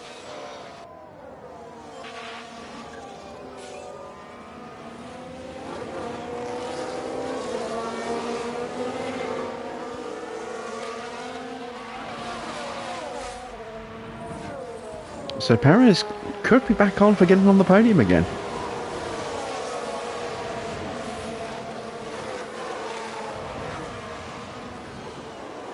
Oh, 3 wide into turn 1 and turn 2. That just does not work in real life. That would have been somebody off the track or inside of someone else's car. Sonoda loses 3 places in the space of a couple of corners there.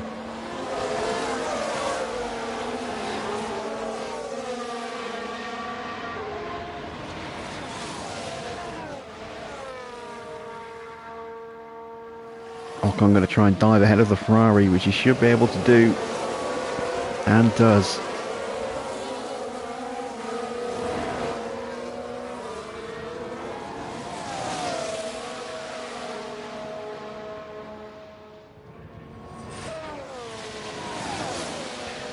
Right, let's give these guys a lap to really go for it.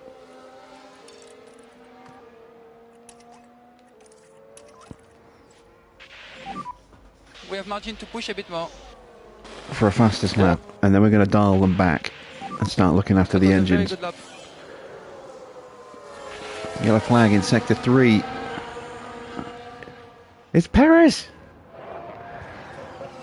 Perez with a huge lockup, and it's dropped him all the way down to 15th.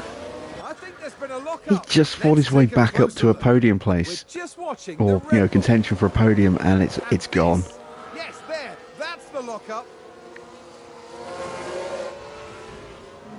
That's going to be a big blow to the team. What a disaster for Red Bull. We'll see. First he was hit by Max and dropped way out of contention, fought his way back up, capitalised on some chaos in the pit lane and got himself in a fight with Ricciardo for what would potentially become 3rd place. And now he's all the way back down in 15th again.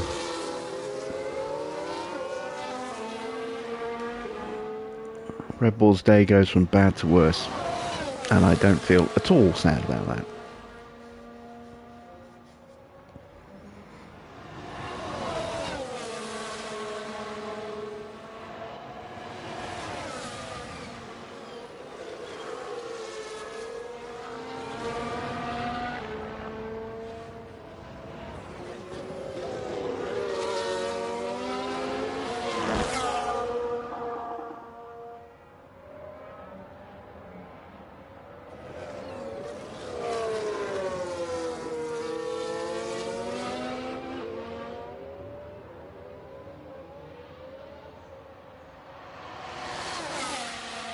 And there we go. They've had their fun.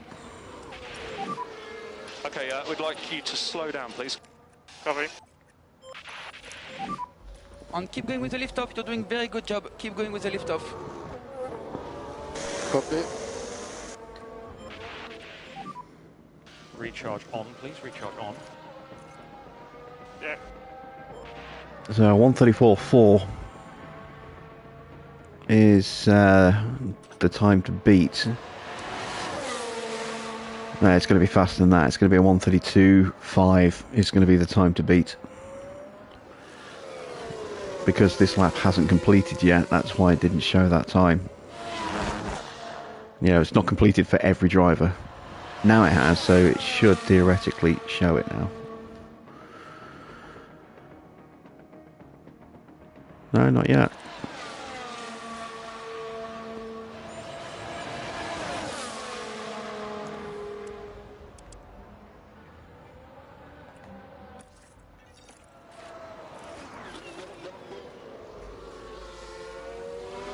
Let's slow them right down.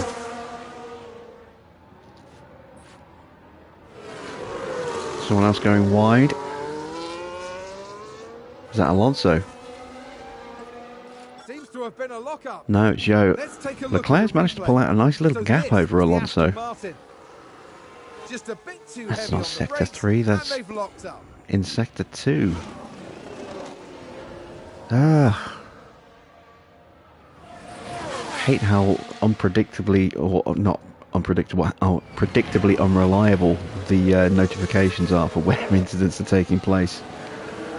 They're never where they're supposed to be.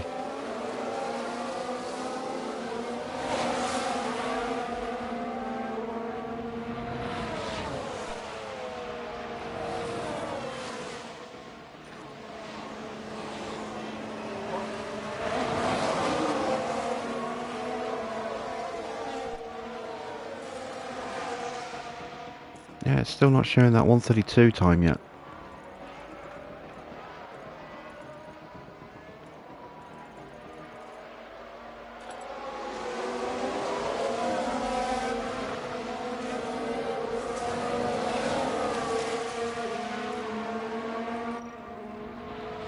But you can see it there, 1:32.5 is the best lap time.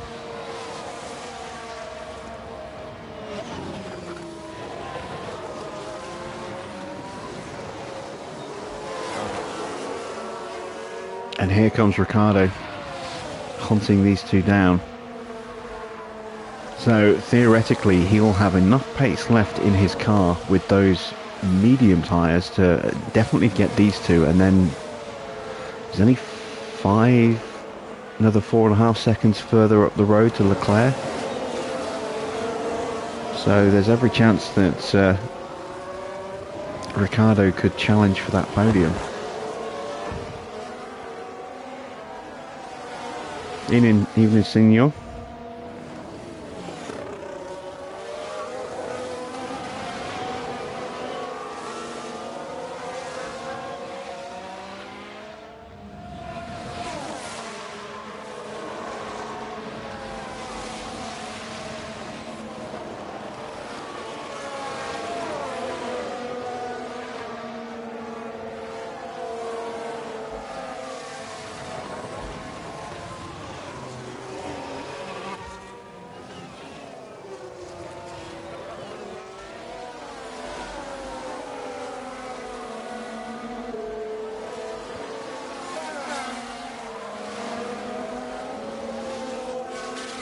This is going to be the man to watch for the next few laps.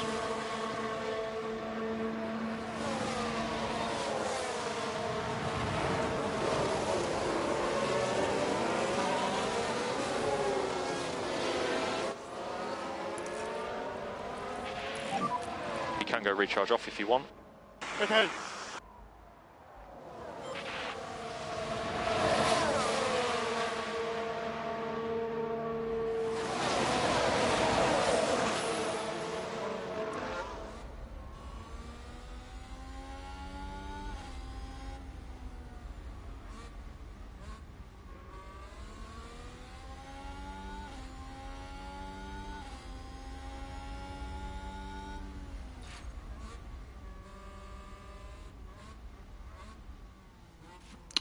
And we got some pit stops. Some unexpected pit stops. We got some guys going for a 2-stop here. Yellow, yellow. Copy. Yeah, they are. They're going medium, hard, soft. Interesting.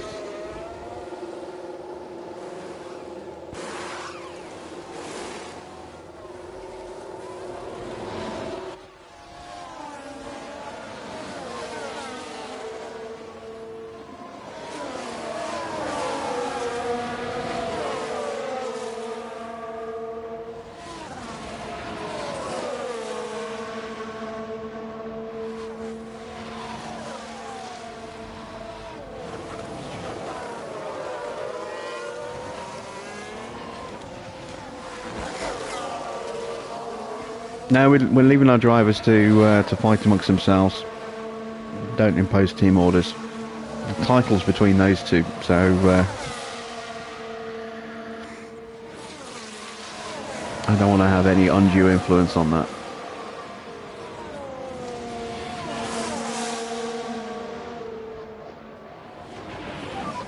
Watch for fuel. Copy.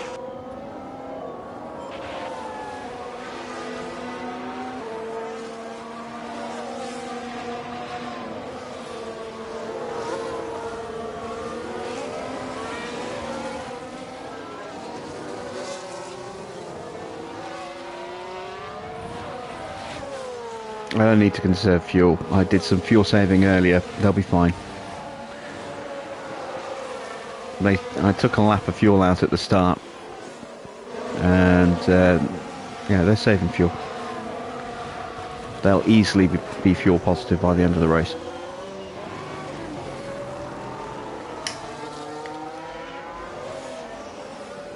Only reason I've got them in slow pace mode at the moment is because I'm looking after the engines.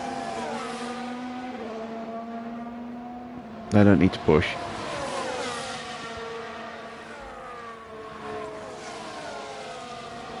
Albon is defending with his life, and he's giving Leclerc a break here because he's slower. He's holding up Alonso and Ricciardo, who are both faster. Ricciardo especially on those new mediums. It's letting Sainz catch up as well. And Magnussen. And Ocon. All on mediums.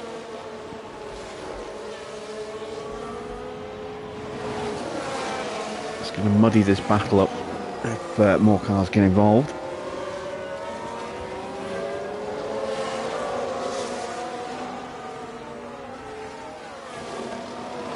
I think Alonso is about to get past. Yep, Ricciardo's got him at last. And he should get Albon here as well.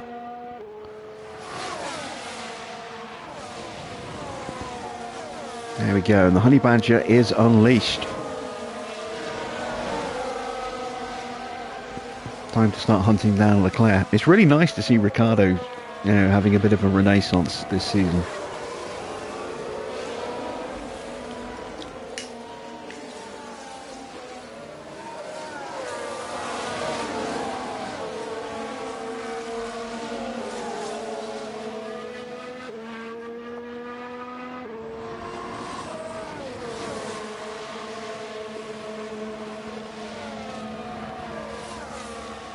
See what a lap time he can do now that he's got some clear air.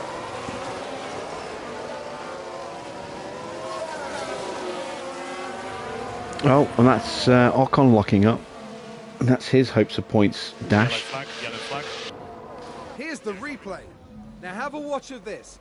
Looks like Ocon. Well, they've locked up. They won't have been happy about that. And the team had such high hopes today. What a shame.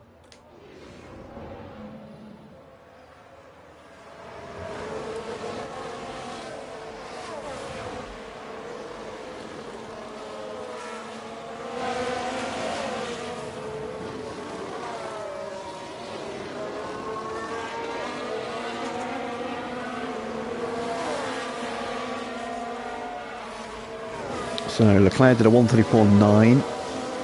Ricciardo with his first lap in clean air. Let's see what he can do.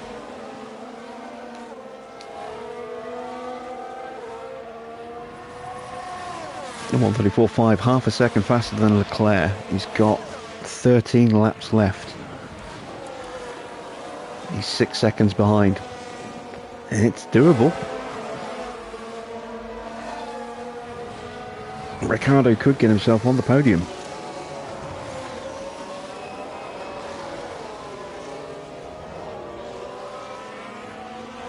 Somehow Perez has fought his way back into the points again. He's had such an up and down race. Verstappen has finally got himself up into 14th. Still a long way off though.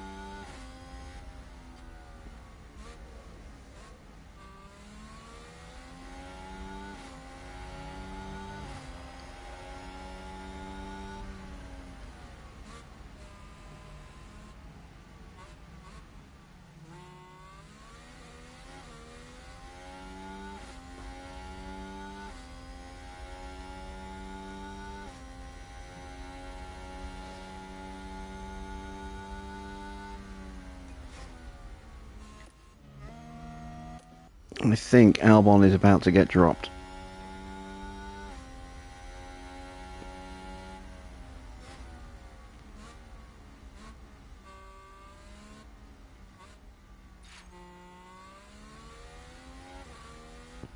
Yep, that's it. He's out of DRS range.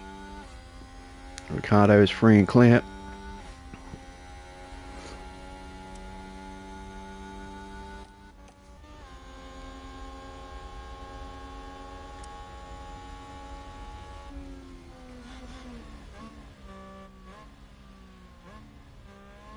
Alonso follows through, but I don't think he's going to have enough pace to catch back onto Ricciardo's DRS here.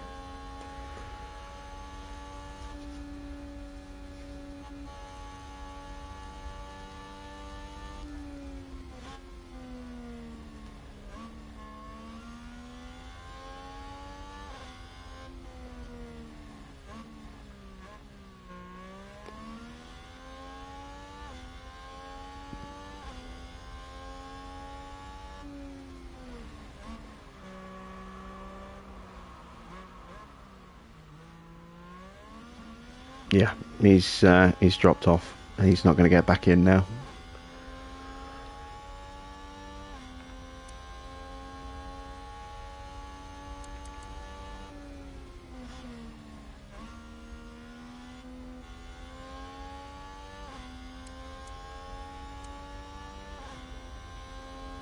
Vettel flying up to the back of Porsche. It's just 2 seconds off. And he's lapping about 2 seconds a lap faster. Well, 1.7 seconds.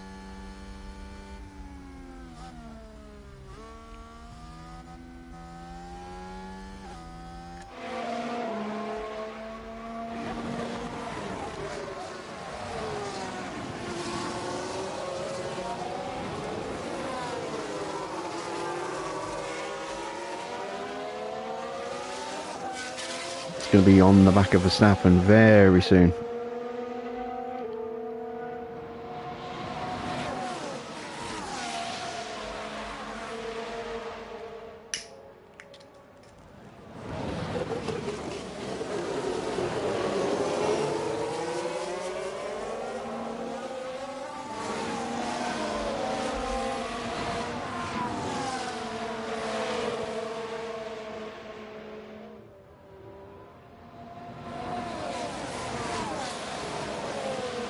Let's check in with our boys again.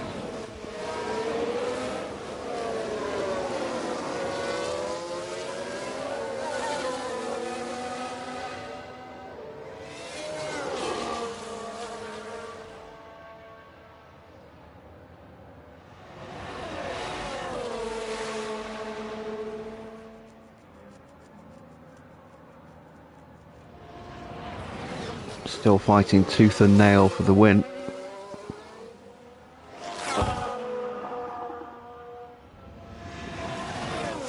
You really want to get the Resi 4 remake? Yeah, I've been tempted to get that, but I know I've just got such a backlog of games. I picked up another one last night as well, while it's on sale.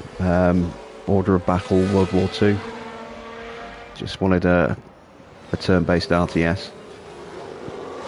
Graphics aren't up to much, but its gameplay's pretty rich. So I'm going to be playing that over the next couple of days, seeing how I get on with that. Text is really small though. It's just a straight port for PC. Some of the text is really hard to read.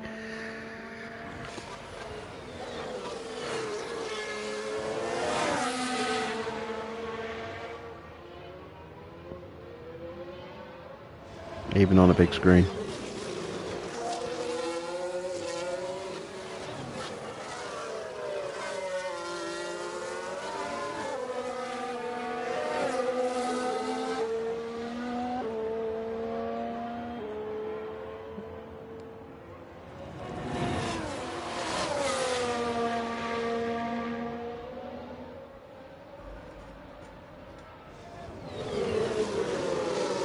It's still not showing Gasly's fastest lap of 1:32.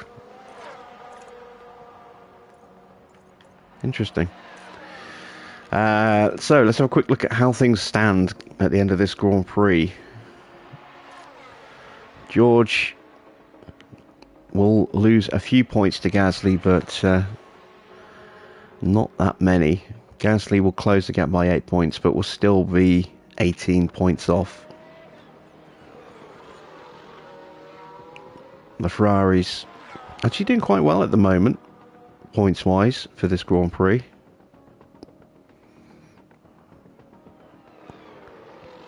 But they are a long way off. This is what the Constructors is going to look like is if things finish as they are. Once again, we're absolutely running away with the Constructors' Championship.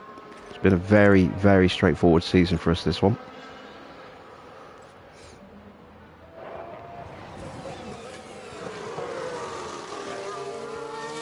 But the hunt is on for third place. Ricciardo is closing down Leclerc. He's not closing as much as he was earlier as his tyres are starting to wear. But he is still closing.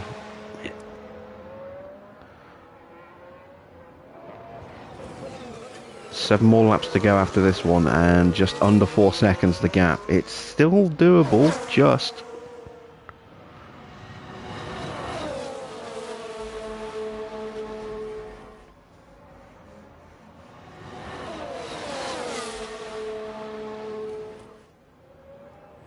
There's Leclerc. There's Ricciardo. Sainz isn't too far out the way as well, but we've got a big old battle going on here.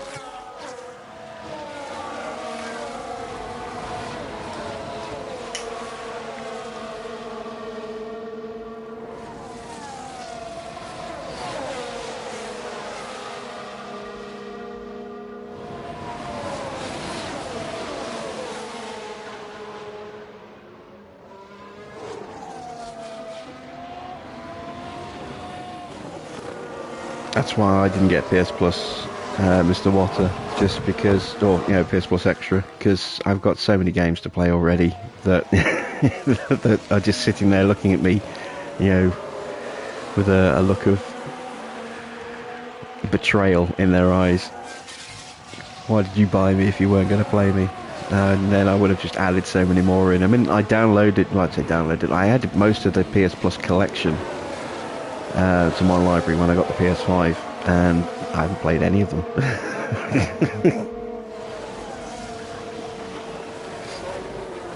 Final Fantasy 15 was one that I was curious about. I haven't touched it. Bloodborne, Shadow of the Colossus,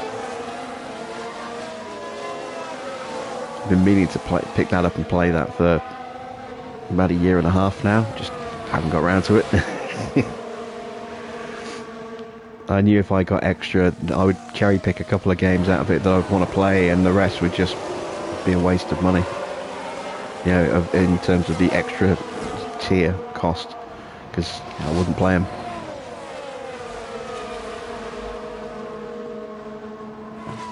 I'd pick one or two games and I'd play those, and then something new would come out that would grab my attention, and I'd get that. And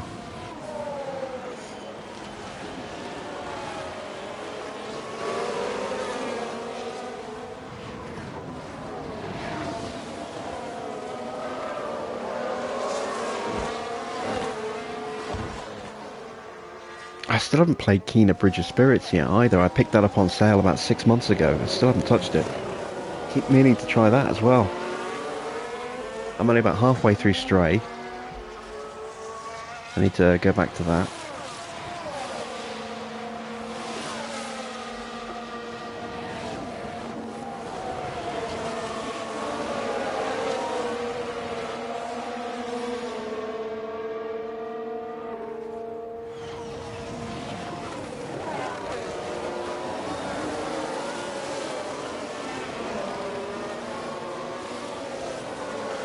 So we've got two battles that we really need to kind of pay attention to at the moment,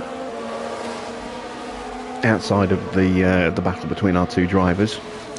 Ricardo's chase to try and catch Sainz. There is Ricardo, and this battle here for fifth between Sainz and Perez.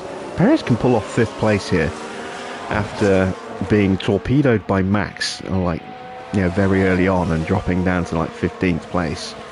Fighting his way back up into the points, getting up to 7th, and then locking up and dropping all the way back down to 15th. If he can get 5th out of this race,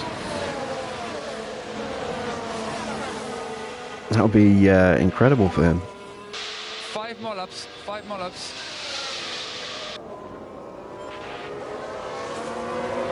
He's really looking pacey.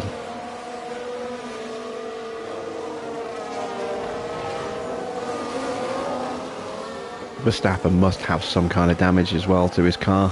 You know, even though he did drop, what, 40 seconds to the back of the field, he was still hasn't really done that much in the race. Didn't close all that fast on the slower cars. And has only really gained a couple of positions because of the pit stops.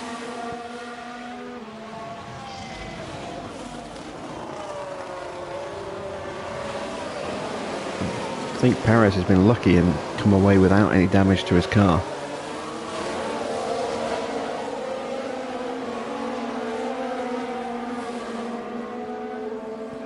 And time's running out for Ricardo. The gap is still about 3 seconds. As Perez now making a move. He's only lapping 0.3 of a second quicker, which on current pace he needs to get the gap down to a second, so he needs to find 1.8 seconds. That's 5 laps. There are, including this lap, 5 laps to go. I don't know if he's going to catch him or not. I think Leclerc might just about hang on. 4 laps remaining. Albon has inadvertently, by holding up Ricardo for as many laps as he did, has inadvertently given Leclerc every chance of keeping the podium here.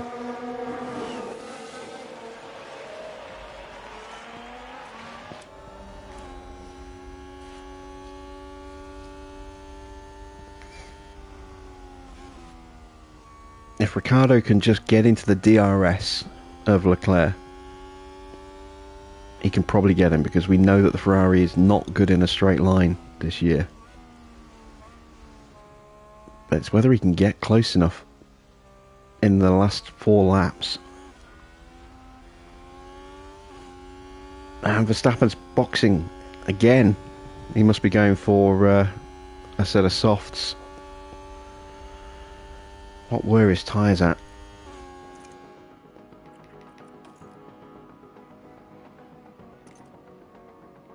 %. He could have just stayed out.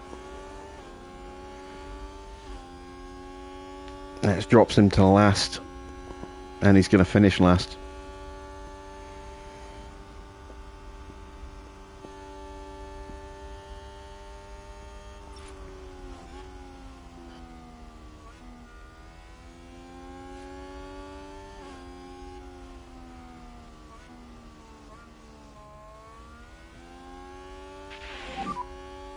Three more laps, 3 more laps. Yeah, I don't think Ricciardo's got enough pace left in the car. Tyres are about even in terms of wear now.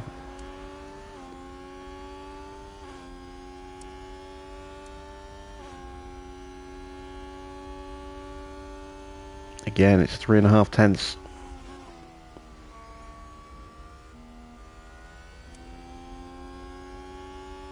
He's got to find 1.2 seconds in the next 2 laps. He hasn't got enough pace to do that.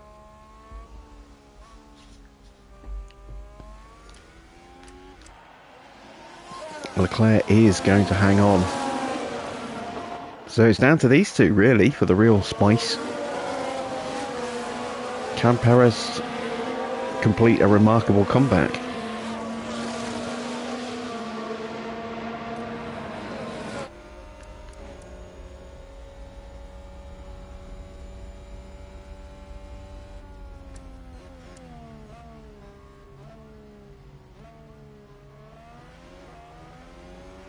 What's their tyre situation like? Slight edge for Sainz, but not much.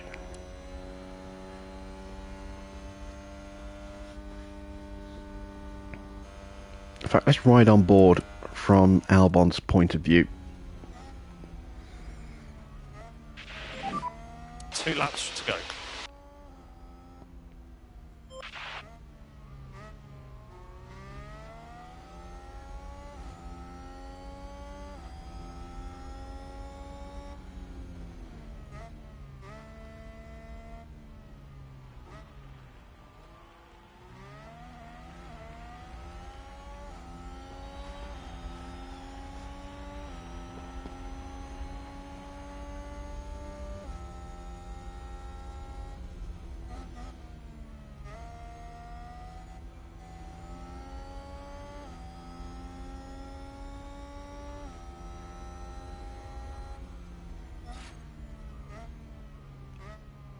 Gasly not able to make the move this lap. He's going to have 2 more opportunities really, which is going to be the start finish straight and then this straight here.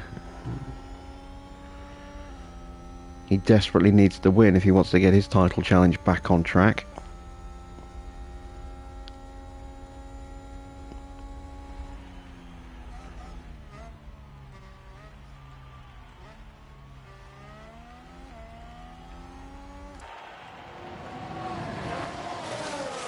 Perez doing enough. Right, here we go for Gasly. Can he make the move here? If he can get him here, he's got to then defend on the back straight.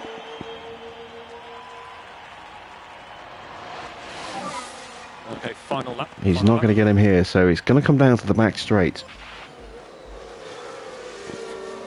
Or a mistake. And neither driver is likely to make a mistake.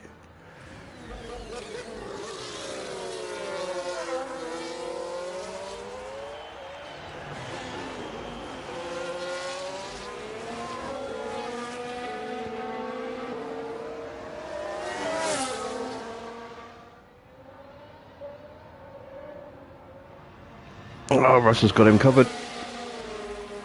Russell's going to hang on and take the win by the look of it.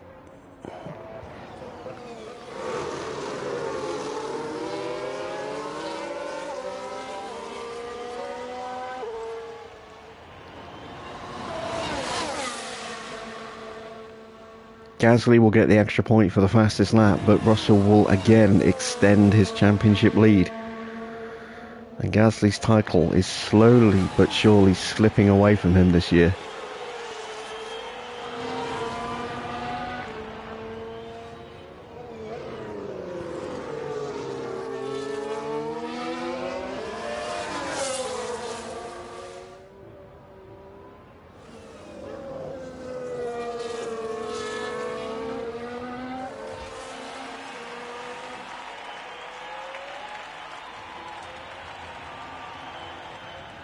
Russell wins from Pierre by a quarter of a second. And that is the checkered flag.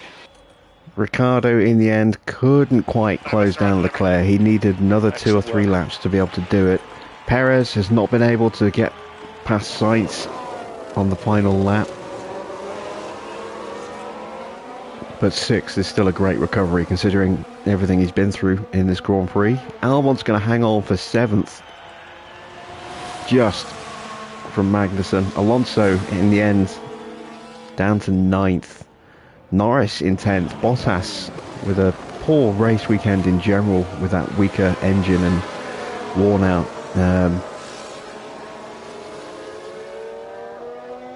That worn out control electronics unit down in 11th. And Verstappen a distant last. He did a 1:33.4 last lap. What can he do across the line to close out the Grand Prix?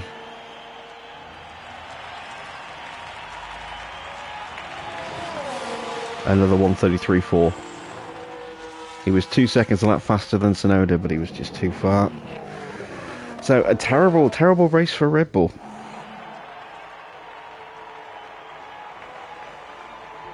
And here today, George Russell making British motorsport proud.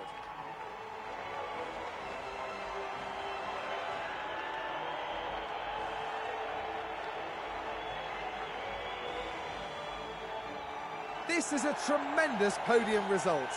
It's joy all around for the team.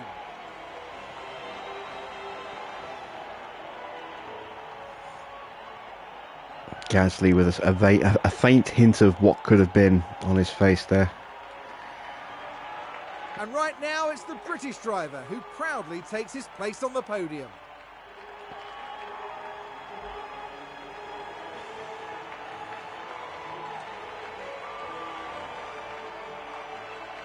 You've got to say it was a solid drive from all 3 of them up there. A fantastic showcase for Formula One.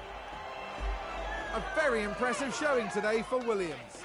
I couldn't agree more. It just shows what this team can do when all the pistons are firing. After an intense weekend, the team ends in first place in the constructor standings. Next round, we're moving on to an exhilarating circuit. Formula One will be taking to the Hungaroring for the Hungarian Grand Prix.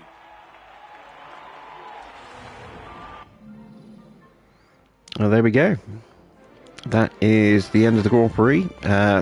Maximum points, not quite for George. Didn't get the fastest lap in the end. That was pipped by Pierre, but he did take the lead, take the win, which increases his lead in the Drivers' Championship. Leclerc up 3 places, Ricciardo up 5 spots. Good result for him. Perez, what an up and down afternoon he's had. I think 6th place is something to be proud of, considering what happened to him in the race. Great race for Albon. 7th place, 3 positions gained from where he started. Good result for Norris as well, sneaking up the last point for McLaren there. And way down the back there is Verstappen, down 17 places. His race completely undone by torpedoing his teammate and then having to serve a penalty and change his front wing very early on in the Grand Prix, which dropped him completely away from the field. In the championship, we see George extending his lead by another 6 points. He now leads his teammate by 32. That is more than a retirement. Like I said, it's looking as though George is going to wrestle that driver's crown away from Pierre this season. That's win number 6 for him. Only 4 wins for Pierre. Sainz stays 3rd. His teammate does close him up a bit. There's just 1 point between the 2 Ferrari drivers now. Max failing to score has seen him stagnate in the points. He's now behind Leclerc. And the only saving grace for him was that Bottas failed to score as well, running some old components. A worn engine and a worn ECU meant that he also was unable to really do anything in the Grand Prix. Perez does get some points, but he is a distant 7th place, as you can see. And a good result for Riccardo. Really does give him a huge boost. Jumps him up to level points with his former teammate Lando. In the Constructors, another maximum haul for Williams.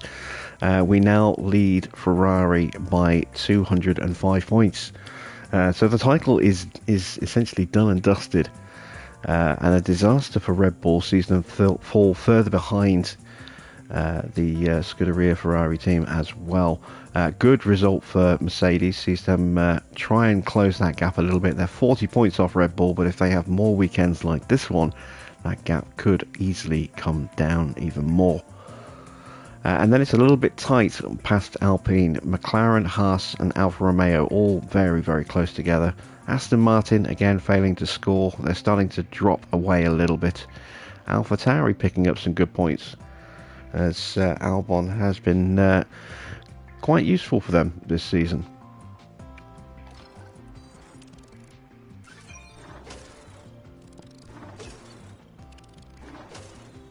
So despite just leading from the front and never really being challenged, our two drivers did manage to score quite a lot of experience points, mainly because they were battling each other consistently and constantly.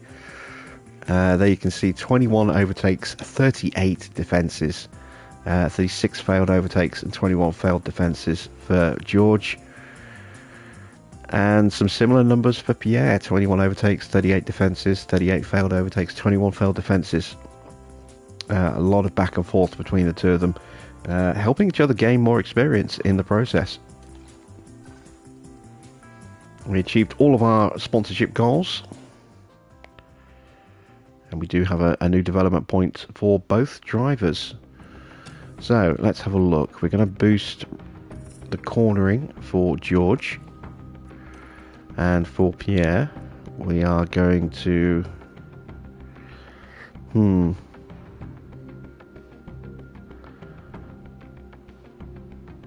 to boost his braking.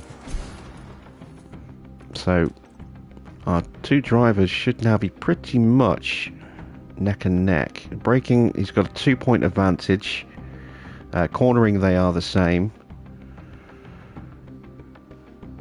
Reactions, George has a slight edge. And then obviously accuracy, he's got a little bit more of an edge as well. Do we have a point for Ollie as well? Yes, we do. Let's give him another point in his braking. Let's check our staff. No points for any of our staff.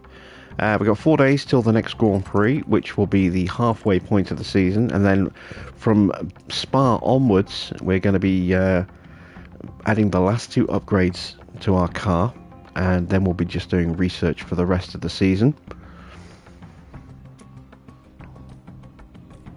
And we'll also be starting every race from Spa onwards from the back of the grid to add a bit more spice to the second half of the season, because we have just walked the first half.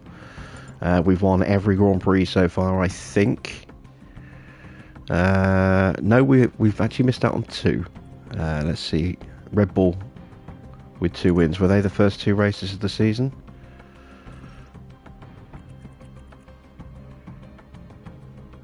No, we got a 1-2. So where was it that we didn't get the win?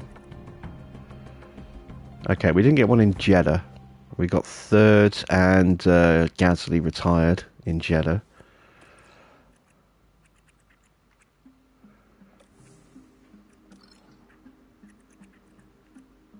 And it was Imola, where Gasly had a poor race and Russell didn't have a particularly good race either.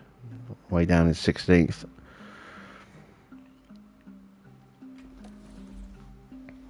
So that's where the 2 non-wins came from. But every other race we've pretty much dominated since that point. If we check in with the board, you can see board absolutely delighted. We've 1-2'd, I think, pretty much every race since then. Or at least had 2 in the top 3 in every race since then.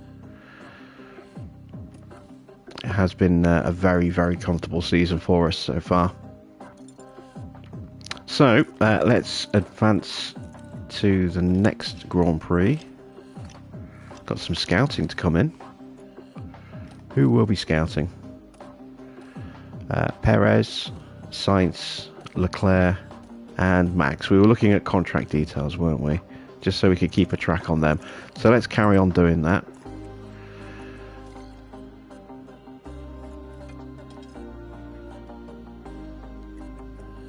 So Bottas up next. And Ocon.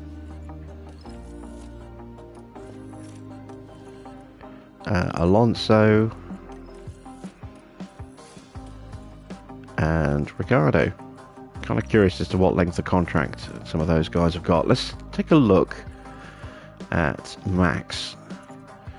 Max still has 2 more years to go on his current contract. Lewis, we know, is out of contract at the moment. Leclerc, I think, is in his final season. Yes, he is. Only 5 months left on his deal. And that should be the same for Sainz as well, I believe. Yes, Sainz also has 5 months remaining. What about Perez? Perez also has 5 months remaining. So, there's a lot of top seats that are going to become available. Norris is still tied to McLaren for another year, so he's going to be staying at McLaren. But we could see some real movement between Red Bull and Ferrari, and possibly McLaren. We don't know the contract details of Bottas or Ricciardo yet. It's entirely possible they could be on 1 or 2 year deals, and their deals are about to expire. So, yeah, it's going to be interesting to see what happens at the end of the season with driver movement. It's going to be very interesting to see what happens there. We'll do our performance targets next time out. That is the end of tonight's stream and the end of this week's stream. We'll be back on Monday with the Hungaroring race here with Williams, and then Tuesday, Wednesday, Thursday we'll be back with challenge mode and our Aston Martin save file. So until then, thanks for watching. I am Jim Bob, and I'll be back with some more F1 Manager very soon.